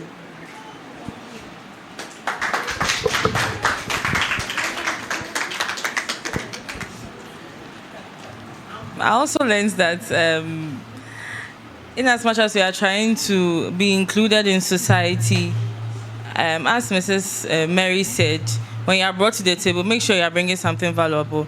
We are here, you are screaming inclusion. What are you bringing to the table? So that's what I've learned. And you don't really have to have like a billions to add value to yourselves. As she said, there are a lot of courses online that you can learn from. There are different ways that you can better yourself. So when you are called to the table, you know that yes, it was this whole thing. The reason why we came is actually worth it. Thank you. I wanted to say something I learned from someone. One of you three ladies mentioned network. Yeah, so someone told me once that we need to find a network, and the network, he broke it down. Find a net that works. So you don't need just one person to be in your net. You can get, he told me it is advisable to have someone in your life that, I know Aisha. What can I benefit from Aisha? Oh, Aisha is good with people. She can introduce me with people. I'll befriend Aisha because when I befriend Aisha, she'll introduce me to the right people. Someone has financial knowledge. I will befriend that person so that when I need advice when it comes to finances, the person can advise me. So when you find your network, make sure it works to service you. So I just wanted to share that. And also the thing about crying. Hey, it is important too. In January, I was on set. I work on TV and film sets. We're shooting a show. We started shooting, let's say, Friday. It didn't go well. Then it went through to Saturday. So we wrapped up the set at 2. I was the production manager. I was the script writer. I was directing people. You cast, you are coming from here. I was helping graphics with their work. So I was so stressed and I was so tired. I was lacking sleep and everything. So after we wrapped up for the day, one of the crew members had a car. I was like, Morris, can I sit in your car for a moment? It's like, sure. Hey, like the moment I sat down, the tears, like I cried myself out, like I cried. Then when I slept and I woke up, next day I worked because the stress was, yeah. So crying is important. Like we have to allow ourselves to feel what we are feeling at that moment. If you are happy, heck, be happy. If you are sad, feel it and let it go. Then when you move, the next day you are refreshed, you start again. Because we are humans, we are like machines. We have so many organs that are working. So if you don't find a way to let what you are feeling out come out, you mess up and you places that you are not supposed to be crying, you cry. So let's experience whatever we are feeling at that moment. If you are annoyed with somebody, express yourself and free yourself. Yes. So long as you are not, if you are not disrespecting Allah, if you are not disrespecting anybody, but it's going to give you peace. Please, ladies, let's go for it. 2024, we should go all peace out. Okay? Okay? Okay. Please, let's put our hands together for ourselves. Assalamu alaikum. Okay, I also learned about the 3 speakers from Sister Mary to Sister Anna to Enisabo. Confidence, upgrading ourselves as women. We shouldn't be at one place for long, and also we should empower ourselves. And from Sister Jago, she said, when you are down, it doesn't mean you have to start there. Maybe there was something down there for you to pick. So if you are down there, feel it, because without failure, there was no success. So we should, inshallah, it shall be well. Or any other person. Okay, so my take home is that we are all still growing and everyone is a work in progress. And at a point in time, you realize that when you are growing, people around you may not be used to the new you, okay? So some may start attacking you, some may start throwing stones at you. Pick those stones and build a house with it. So it is all about you. It is all about what you have to offer to the world. But then you have to be full first before you can start pouring. So start exploring every opportunity available to grow to be the woman you have to be, so you can give more to the society. That's my take home. I just want to summarize what all the speakers said. Miss Mary said, keep adding value to yourself, learn more, and then do everything you want to get there. And then Jadot came and said, do what you want to do and do something for yourself. Don't let someone come and do something for you. Always challenge yourself to get where you want to get. And then Miss Samahatu ended it by saying, ended it by saying that if you also want to do something, try to do it for your very best and then do it with passion so that you can get there and then give to the society. Thank you.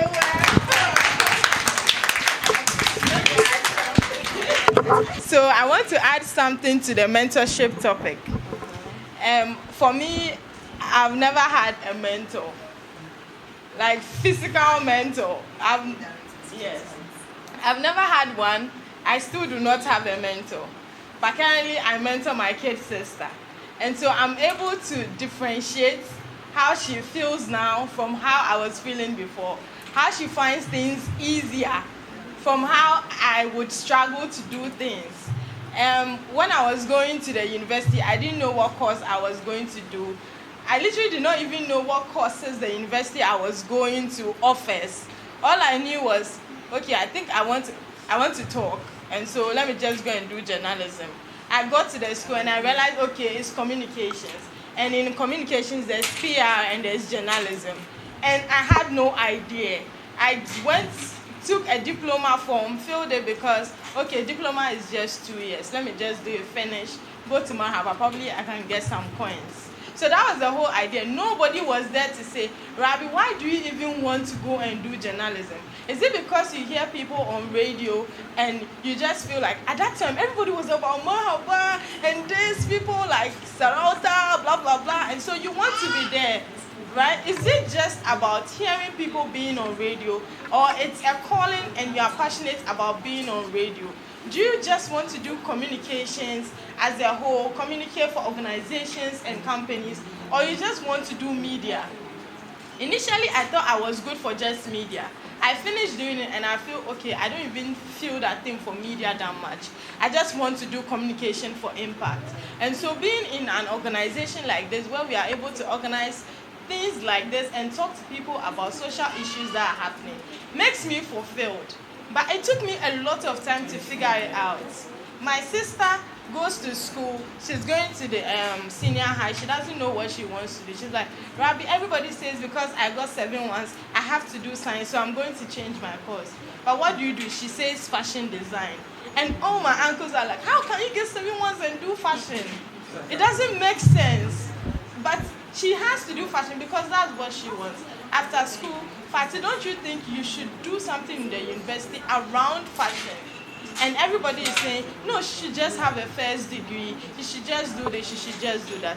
Unfortunately, we weren't able to fight the lot of forces that are coming at us for her to get a first degree in another course. But I told her that we can do that other course and still get the fashion that you need. And it makes things way easier for her that when I sit down and I'm like, okay, so where were all these people when I wanted somebody to talk to, when I needed that advice? You know, there were a lot of mistakes I did, even though in career-wise, in my relationship with people, myself as a young lady growing up, you know, growing up in a Zongo community where people see you to be stupid because you want to go to school.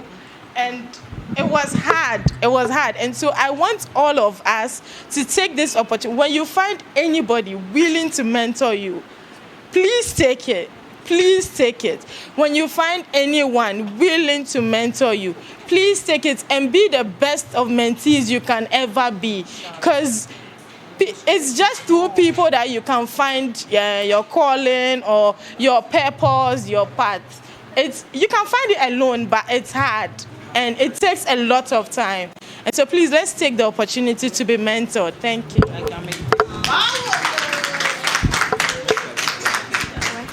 I feel that as women, we don't really know who we are. I think we have not reached there yet. Because if we really know who we are, I think as women, we command everything. We just have to say it, and then people really listen. I was resonating with what Rabbi was saying when she said she mentored her kids. Her kids is right in this room. So the kids stand and looked at her like, hey, madam, yeah, mentioning. But then I feel that when it comes to mentorship, for us as Zongo young ladies, we don't really get people who are up there to mentor us. Like Jadot said, somebody will be thinking that, hey, when I mentor her and she becomes better than me, then what happens to me? Mentorship is very, very important. Even for us here, in our little, small ways, what can we do to mentor the young girls that are coming up right now? When I finished senior high school, I didn't get anybody to mentor me. I didn't even know what I want to do because I went to Laboni and just said, okay, I want to do business because I wanted to be an accountant. And I was given a secretarial class. What I was secretary there for me home. But then I didn't have any choice because the school was not ready to change the courses for us. So I did secretary course. We were the first batch to start the 4-year term at that time. So when we got to Form 3, and then GES wrote to our school that WAEC is not having any exams with regards to the course we are doing. So you just have to switch. So in a year, I have to learn economics and accounting. I won't tell you about how my results turned out. That is another story for another day. Now I'm done with school. what do I want to do? Because I've been involved in, when Minhaal was speaking, she spoke about the children and youth in broadcasting. I've been with Curious Minds for over 17 years. I started at a very young age. So I took the passion of radio work, TV work, coming out to talk. Small girl will be talking, blah, blah, blah. Everybody like, hey, who is this girl to? So I was like, okay, I have the passion for radio. Let me just go to GIJ and let me see what will come out of it. It wasn't like I really wanted to go to GIJ because I won't come out and come and be following programs, media, writing stories. That one, it was not for me. Through Curious Minds, I realized that I had a passion for community work. I want to see change. I want to make impact. I want to see that people are really getting what they are supposed to get from society. So I had a passion like, okay, why not do my small social work somewhere at the side? I started something with Save the Red Days, championing girls' rights with menstrual hygiene, giving them sanitary pad. I was done with GIJ. There was no radio or any media work for me to go into because that is not where I wanted to do. I found an organization that was into social work. I started. It wasn't really okay until I joined Aminu Iniative Ghana. This is where my passion is.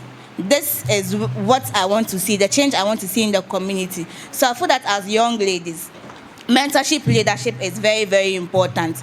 Look for that one thing you are passionate about as a young person. Look for that thing, the change you want to see in your community and start something. You might not be able to get it right on the spot when you start, but the little steps, there's a little drops of water make a mighty ocean. Let's build connections. Some of us are too shy or have fear. I don't know what to say. We have fear in us to even approach. I have that fear. When I'm comfortable around you, I can talk for Africa. But to approach you is very, very difficult. I'll sit in my corner until you approach me. I realized that I was missing out on opportunities. We have a friend, Fafana. If she was here, hey, she's that open type. She will walk to you and start talking to you, and you're like, who is this? When did you even know me? But she's talking plenty. But she's building the connections for herself. She's meeting the right people. That is how we start. You don't sit in your corner and think that somebody will come to you. Who will know you? Nobody. But when you start building that connection, when you start meeting the people, make a step. When you're given 1 minute to give a pitch about yourself, what would you even say? In 1 minute, sell yourself. It's a very difficult thing for most people to do. But you meet somebody in an elevator, 1 minute, sell yourself to the person. And then if you're able to do that well, you will be there and the person will call you. I don't know if I'm making sense, but it's very, very important for we women. When we start knowing who we are, we would surely get there. Let me just drop the mic here. Thank you so much. She says, be the change you want to see around you. So down to my little reflection or takeaway. I said when all our three speakers were speaking, they spoke about social media. Social media is a good thing. I mean, it has its positive side and negative side. But as I'm standing here, I'm here through Facebook. I served as the former Women's Commissioner for Ghana Institute of Journalism. So everything that I was doing as the Women's Commissioner, aside sharing it on our Facebook page, I share it on my personal page as well. So I was there when Miss Binta DM'd me, and she said she has seen my work so far. So will I like to moderate her event for her today? They also made mention of stepping out of your comfort zone. Do you know that this is my first time of moderating an event? I have never done something like this. On International Women's Day, what you would normally see me do is organize events, get big people to come and speak. At the end of the day, I'll give votes of thanks, and then that is it. But, I mean, because I have a communication background, for some of us, confidence is not something that we are really struggling with. But even with that, sometimes before you come and speak, you just have this small shiver and then all that. But as they said, you have to put yourself forward. Another story about my social media, that is specifically the Facebook again. So last year when I was organizing my Women's Week, I needed to get sponsorship from people. So I wrote letters to big companies, and then one of the companies is Belacqua. So they called me that I have to come for an interview, and then I have to do a PowerPoint presentation on why they have to come on board. And when I went, I did it. In fact, I thought they were going to give me a board or something to do it, but they say I should do it off head. And that very week, before we went, I had joined SMG for us to send a petition to Parliament on the rise on sanitary products. So I shared it on my Facebook and then on my Facebook story, and then I had 1.7K view. So I took a screenshot of it, and then it was on my phone. So when I went there, the people were like, I should open my Facebook and then Instagram. They want to see what I do on social media. Lo and behold, the dress that I wore to the interview, that is the dress that is on my Facebook DP and even my Instagram profile right now. That's still the same dress. So I opened my social media and they check. As I said, then I was the Okom. So I was doing a lot of women empowerment events, and then they were spreaded on my Facebook. And then I showed them the SMG, our collaboration that we went to Parliament to send the petition, and then I showed them the view, which is 1.7K. And what the man said was, wow, in this day and age, it's very difficult to find a decent young woman on Facebook clocking this, view without not showing any parts of my body. And then it's even about voicing out something that a lot of young women are struggling with. Then the prices of sanitary pads had gone very high. So he was like, with what I'm even doing on social media alone, I have the deal. And that is how I had Belakwa on board as a sponsor for my Women's Week. So as they said, social media is our CV. It's not only about we posting dancing videos, and it's nice to do some of these things, but sometimes we should be serious. We should know where to do these things and where not to do them. You can say that you do them on your WhatsApp status, because with even that one, you have limited view. Some people can see it and then others can't. But on social media, on Facebook, it's so wide that anybody else, whether the person is your friend or is not your friend, can just go through your wall and then they'll see what you are doing. So when they say social media is our CV, it is true, and then I'm a living testimony of that. So at this juncture, we are going to do our call to action. This is the part that we will have to say something in support of women empowerment. That is leadership, entrepreneurship, and inclusion. So in your own way, what can we do as women to empower ourselves in leadership, inclusion, and then in entrepreneurship? So this, from whatever I've learned here today, simply put, be the change you want to see. Be the change you want. Start with you, and then the world will follow. Inshallah. We aren't willing to pledge our support to women empowerment. So just say something in your own way, how you think we can make their cause better. Because, people are using different approach, but in the end, we all have one goal: to empower ourselves and then uplift ourselves to the next level. So just one sentence, words of encouragement. Okay, so in my own words, let's see each other as partners, not competition. I like that. They said we are partners, we are not in competition. So women, we are not our own enemies. It's human are our own enemies. That sentence shouldn't be gendered at all.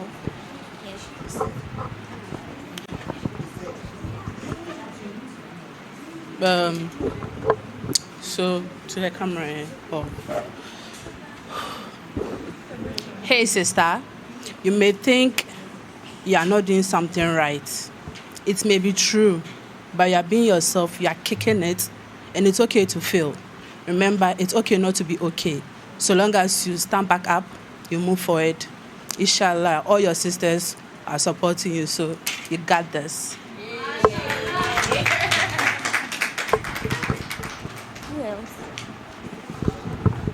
Okay, I would say, as a woman, be yourself a competitor. You compete yourself to bring out the best from you.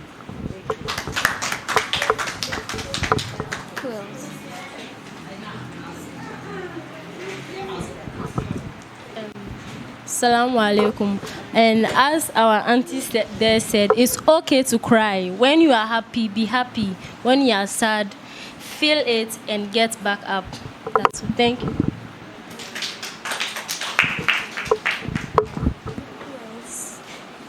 Who Who else? All right. So I think sometimes we also have to consider volunteerism as individuals. Not just we being women, but then sometimes volunteerism really helps us meet sometimes the potential people we want to meet in the future. I would say when I was on campus, through volunteerism, I was able to meet someone who was an OMC director, and then I was able to do my internship with the person. I didn't go to the company to tell them to help me with that, but then just through GYMSA activities, I met the person, and then I was able to, and I'm still in touch with the person through some other activities as well. Yes, thank you. So I just want to let you know that people's perception about you is not reality. No matter what you do, people are going to talk about you. So as Corolla said, just do it anyway.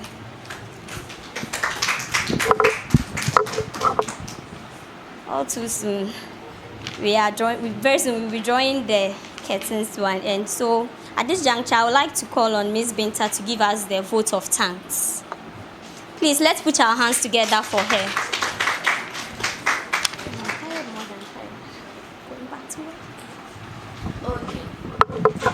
Today feels like our day for us as women, but it doesn't look like we are happy. Our day. I think that today has been an inspiring one. Listening to all the speakers from Madam Mary to Jado to Samiha, I've taken some key things from all the things that you said. Starting a business is not easy. Me, I started a business, it collapsed. I started again, it collapsed. I realized that business is not for me, so I forgot about it. But I'm sure that there are other people who can start a business and manage it so well. So like I said earlier, let's look for what we love. Let's look for the passion, and then we can start pushing our energy towards all of those things. For the tears and then the breaks and all of those things, it will come. 2023, I cried more than everybody in this room, I can tell you for a fact. But it didn't stop me from doing what I wanted to do. The shege there, you will see it, but then you still have to use that shege and then continue to build on what you want to build. Quickly, please, since we are all on social media, can we all follow our organization on social media? Share the word, yes, share the word. Share the link. Tell people what you are doing here today. Please, if you follow right now, see it. On Instagram, we are Aminu Initiative Ghana. Facebook, Aminu Initiative Ghana. Twitter, Aminu Initiative Ghana. TikTok, Aminu Initiative Ghana. Please, if you follow right now, I'll see the notification. Please, let's do that quickly, and then we can move on. Yes, Aminu Initiative Ghana. Soon we have your contacts. We'll be having a safe space for women to come here, talk about anything that you want to talk about. That is Aminu Initiative Ghana's own small way of empowering women. We have your contact. When the time is due, we'll send you messages or we'll call you. We just come and sit around as girls. Let's talk. Let's say whatever you want to say. Let's share ideas. All the things that are in you that you want to pour out. It's a safe space. And I'm sure that we don't want to hear our issues outside. That is why we call it a safe space. So inshallah, we'll be posting on our social media platforms. If you follow, you see all our programs, and everybody is cordially invited. So like it's always been done. When you are called to give the vote of thanks for a program, I just say, I'm very happy to be called upon to give the vote of thanks. So from God Almighty, we want to say a big thank you for today, for seeing such a great day as women who want to be women and also build other women. For our speakers, Madam Mary A.S. Dexon, Jado, she's not here, and Samia, I call her my boss woman. We want to thank you very much for your time.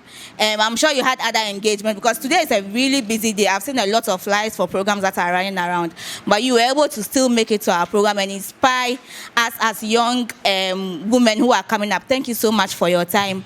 And to our wonderful guests, there are 1,001 programs, but you still chose to attend our programs. I want to say thank you very much for coming. When you hear the call crew tomorrow morning, Aminu Initiative Ghana is saying thank you very much for your time, and we would love to do this again with you. Thank you so much. And to our moderator, I can't forget her. Thank you very much. I called on her. I called on her, and then she just said, okay, I'll do it. And I'm just hearing for the first time that this is the very first program she's moderating. Thank you very much, Aina. When I saw that she was welcome for GIJ, I was like, oh, since I'm a GIJ student, why not call my GIJ girl? You know how we do it. Rabi is also there, GIJ. Aja Kurola, I don't want to say the word Jador said. She's also there. So, Charlie, let's build the networks. Let's build the connections. Let's meet new people. Let's talk. You get it? Let's share. And I'm sure that we'll surely get to where we want to get to. To our media people, icons, I would always say thank you so much. When we call on icons, any day, anytime, he'll come. He's not really well, but he's here with us. Thank you so much, Icon, for coming. Hafiz TV, thank you so much for all that you do for us. We are very, very grateful. Thank you, everybody. Thank you myself, too. Yeah. Where is she? Oh, this club is...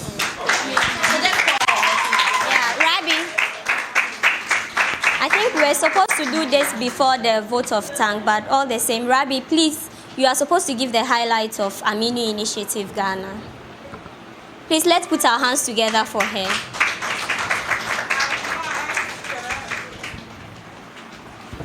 Thank you for calling me back. And so, thank you, a middle woman, my personal person. Okay, so I hope we enjoyed and learned a lot. Yes, I can see from our faces because I've also learned a lot. I've known a couple of names, and I'm hoping that I will know more names during the games and network session. What I want, you don't want to be part, you can't miss it. Okay. And so what I want to now share with you is who we are. We are going to have a little trivia session. I asked some questions. I have some goodies to give. Like today, International Women's Day, Santa Claus. So please, who knows our official name? Our name. Our organization's name. Our name. Chigabanima. Sorry, no. Our name. Are you guessing or you are sure? How much percent? 100. Okay, 101. Since when did you hear Aminu Initiative Ghana? Okay, so the story behind it is that all those that said Chigabanima are not wrong. I'm using this opportunity to tell you that we've had a change of name. We are now Aminu Initiative Ghana. Our mother organization is Aminu Initiative, headquartered in Germany, and we are Aminu Initiative Ghana. If we make our works go far, do a lot of impact, probably we'll have Aminu Initiative Nigeria, Aminu Initiative Senegal, and it's for Africa. Yes. And so right now we are Aminu Initiative Ghana. In short, you can call us AIG. Yeah. So we'll give a goodie. Our book is not customized Aminu Initiative, it's Chigabanima. But at least you don't forget your ex just after the breakup. So let's please give it. Okay, so our next question, please. What's the name of the center we are in right now, where we are having this program? What's the name of the center? This one, there are points everywhere. If you are smart, you get it. Okay, so we are in the Junior Community Center. The history behind the Junior Community Center as well is junior is a name. Some people would hear junior and feel it's like junior for children. But junior is a name of a person that because of him, we have this foundation. A little brief history of how Aminu Initiative started is that Junior was taking care of people out of the money his parents sent for him who are in Germany. So like the little pocket money he gets, he takes care of the people who come to him and say, oh, today I'm going to school, I don't have chop money, I don't do this, I don't have that. And so unfortunately, Junior died at the age of 20 in a car accident. So yes, that's the tragedy part. Junior died in an accident. His parents came back to Ghana, and at the funeral rites or anything that was happening, there were people standing quietly without saying anything. I don't know. I'm saying the story and I want to be emotional because I'm remembering when his father was actually telling us the story. That people came to say, what is going to happen to us? And they asked why, and they said, because Junior is not alive today. And so the parents had to take upon what Junior has left. And this is where we are today. We have 3 flagship projects. There's Junior program, where we give scholarships to people who are needy, because Junior started taking care of people who are needy. There's the children home in Tuba, and then we have Junior Community Center. So if we can all take a minute to say a prayer to Junior, whatever he has started, may Allah take the blessings to him. So we can say a little prayer.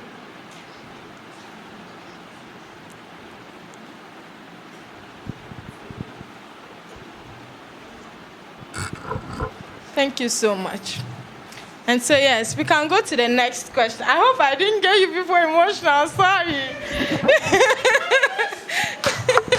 I didn't know why it came to me, but I'm so sorry. I'm so sorry. It wasn't planned. Okay. The next one, I just mentioned them. How many flagship projects do we have? 3. Okay, since you mentioned 3, let's hear. Okay, you can ask after the trivia session. Okay, mentioned 1. The one where you give scholarship. The name. The next one. Okay, you can just describe it. Okay, that's one. Try. As the scholarship, that's all. Oh, the scholarship, and then which one? For the lead. That's what she's mentioned. Anyone? Okay, can you mention it there? Great. Okay, Zubaida, please do the others. 1, 2, 3. Yes. And then 2 last questions. Can I have the name of the speakers that spoke today at today's program? Yes, mention all. You should know all. You should know all. Yeah, first name is fine. First names are fine. Yeah? Amazing. So she's bringing another one. And to the last question. Theme of today's program, not theme of IWD. I know you folks are searching on the internet right now. What's the theme for today's program? Today. No apart anywhere. You want to check the flyer? So, the fastest hand to check the flyer.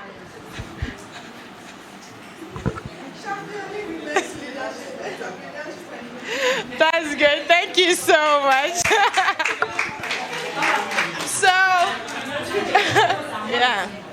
My business here is to give you a little background or what we do as an organization. I think I've done that through our trivia questions. If you have any questions to ask, what I can add to it is the way we recruit beneficiaries. So the junior program is a scholarship scheme where we give needy people scholarships. If there's a need for opening applications, you will see it out there on our social media platforms. If you have any child somewhere you think deserves our help, you can apply on the person's behalf. You can walk in as well and make inquiry on how to put the person's application on pending. Our children's home in Tuba too is always open. If you have a child that you think needs to be housed in such a home, we have a school there that we take their children to as well. Please feel free to come in. We need genuine, needy children to take care of. And so you can be there, you know someone that this person, you know that this one, they're kwata in our name and Taimoko. Please be the person's help and come to us, yes. With junior program, Junior Community Center as well, we have a 3 to 5 p.m. after school activity we do with kids. You have any niece, any cousin, any child, you can come register with us. After school, he comes here. We have numerous activities we do with them. And then we do music and dance, we do coloring, we do painting, we do their homeworks with them. And then with time too, we are planning to have a library in the center. Let's just put us into prayers. Zongo is moving forward with all of us, and then we get it better. Yeah. Okay, so the organization is not a membership-based organization, but we are open to having volunteers. And so if you even check on our page, we have some flyers asking for volunteers and how you can apply. When you apply and we have programs like this, you can volunteer on being on the program, organizing team of the program. You can also volunteer to be with the homework activity of the children. You can volunteer to be at the home as well, per the number of time or the number of months you want to volunteer. We can see the leads, the administrator is there, yes. Okay, I am the administrator. And so when you come and you talk to me about where you want to volunteer, I talk to the leads as well, and then we call you when we have to call you. So is there any other question?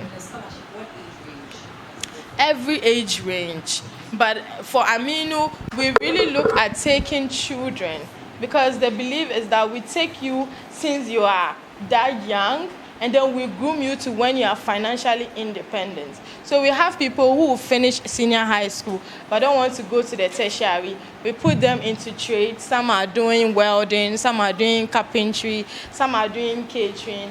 We make sure that after, even when you graduate with your welding university and you are a brilliant student, we see the discipline in you, the commitment. Some even get to start their whole business with the support of Aminu. Some get to go for scholarship outside the country with the support of Aminu. But that is only given to people who are worthy to be given to. Yes, so that is it. Any other question, please? Okay, so I am done on my part. What I can say right now is, please, we shouldn't go home, please. I want to have more of us. If we have Muslims here, we would give the sajada, everything we need. There's washroom. Let's pray. We'll come back. We'll take our refreshments. We'll play our games. We'll do our music. Let's form groups. You can start looking for friends that you want to make. Let's just, yeah. And then before we go for the prayers, we can take the pictures too as well. So let me give it to the moderator. Yeah. Thank you so much. Let's put our hands together for Aminu Initiative Ghana.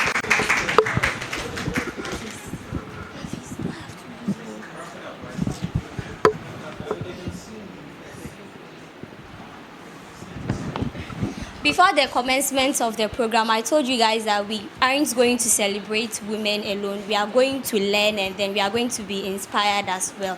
I mean, from the little that we shared during the takeaway session, I can say that we've learned so much, and our own way that we can invest in women to accelerate progress is by taking whatever that we have learned here and then spread the word to other people. And we should also let it reflect in our life, because we've been celebrating International Women's Day for a very long time. Women, we've made strides, we've made progress, but we still aren't there yet. So our own way that we can invest in ourselves and others, as I said, is to carry the word from here and then share it to other people. So when we are done from here, we are going to have the networking session and then fun games. Remember that in this era, your network is your net worth. So please don't run away, stay. Thank you so much for making time and then joining us and then sitting here from the start to the end. May Allah bless all of us. All right.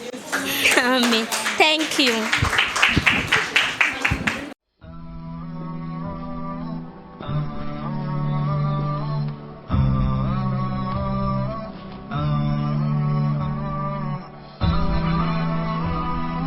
HAFIZ TV, unique every day.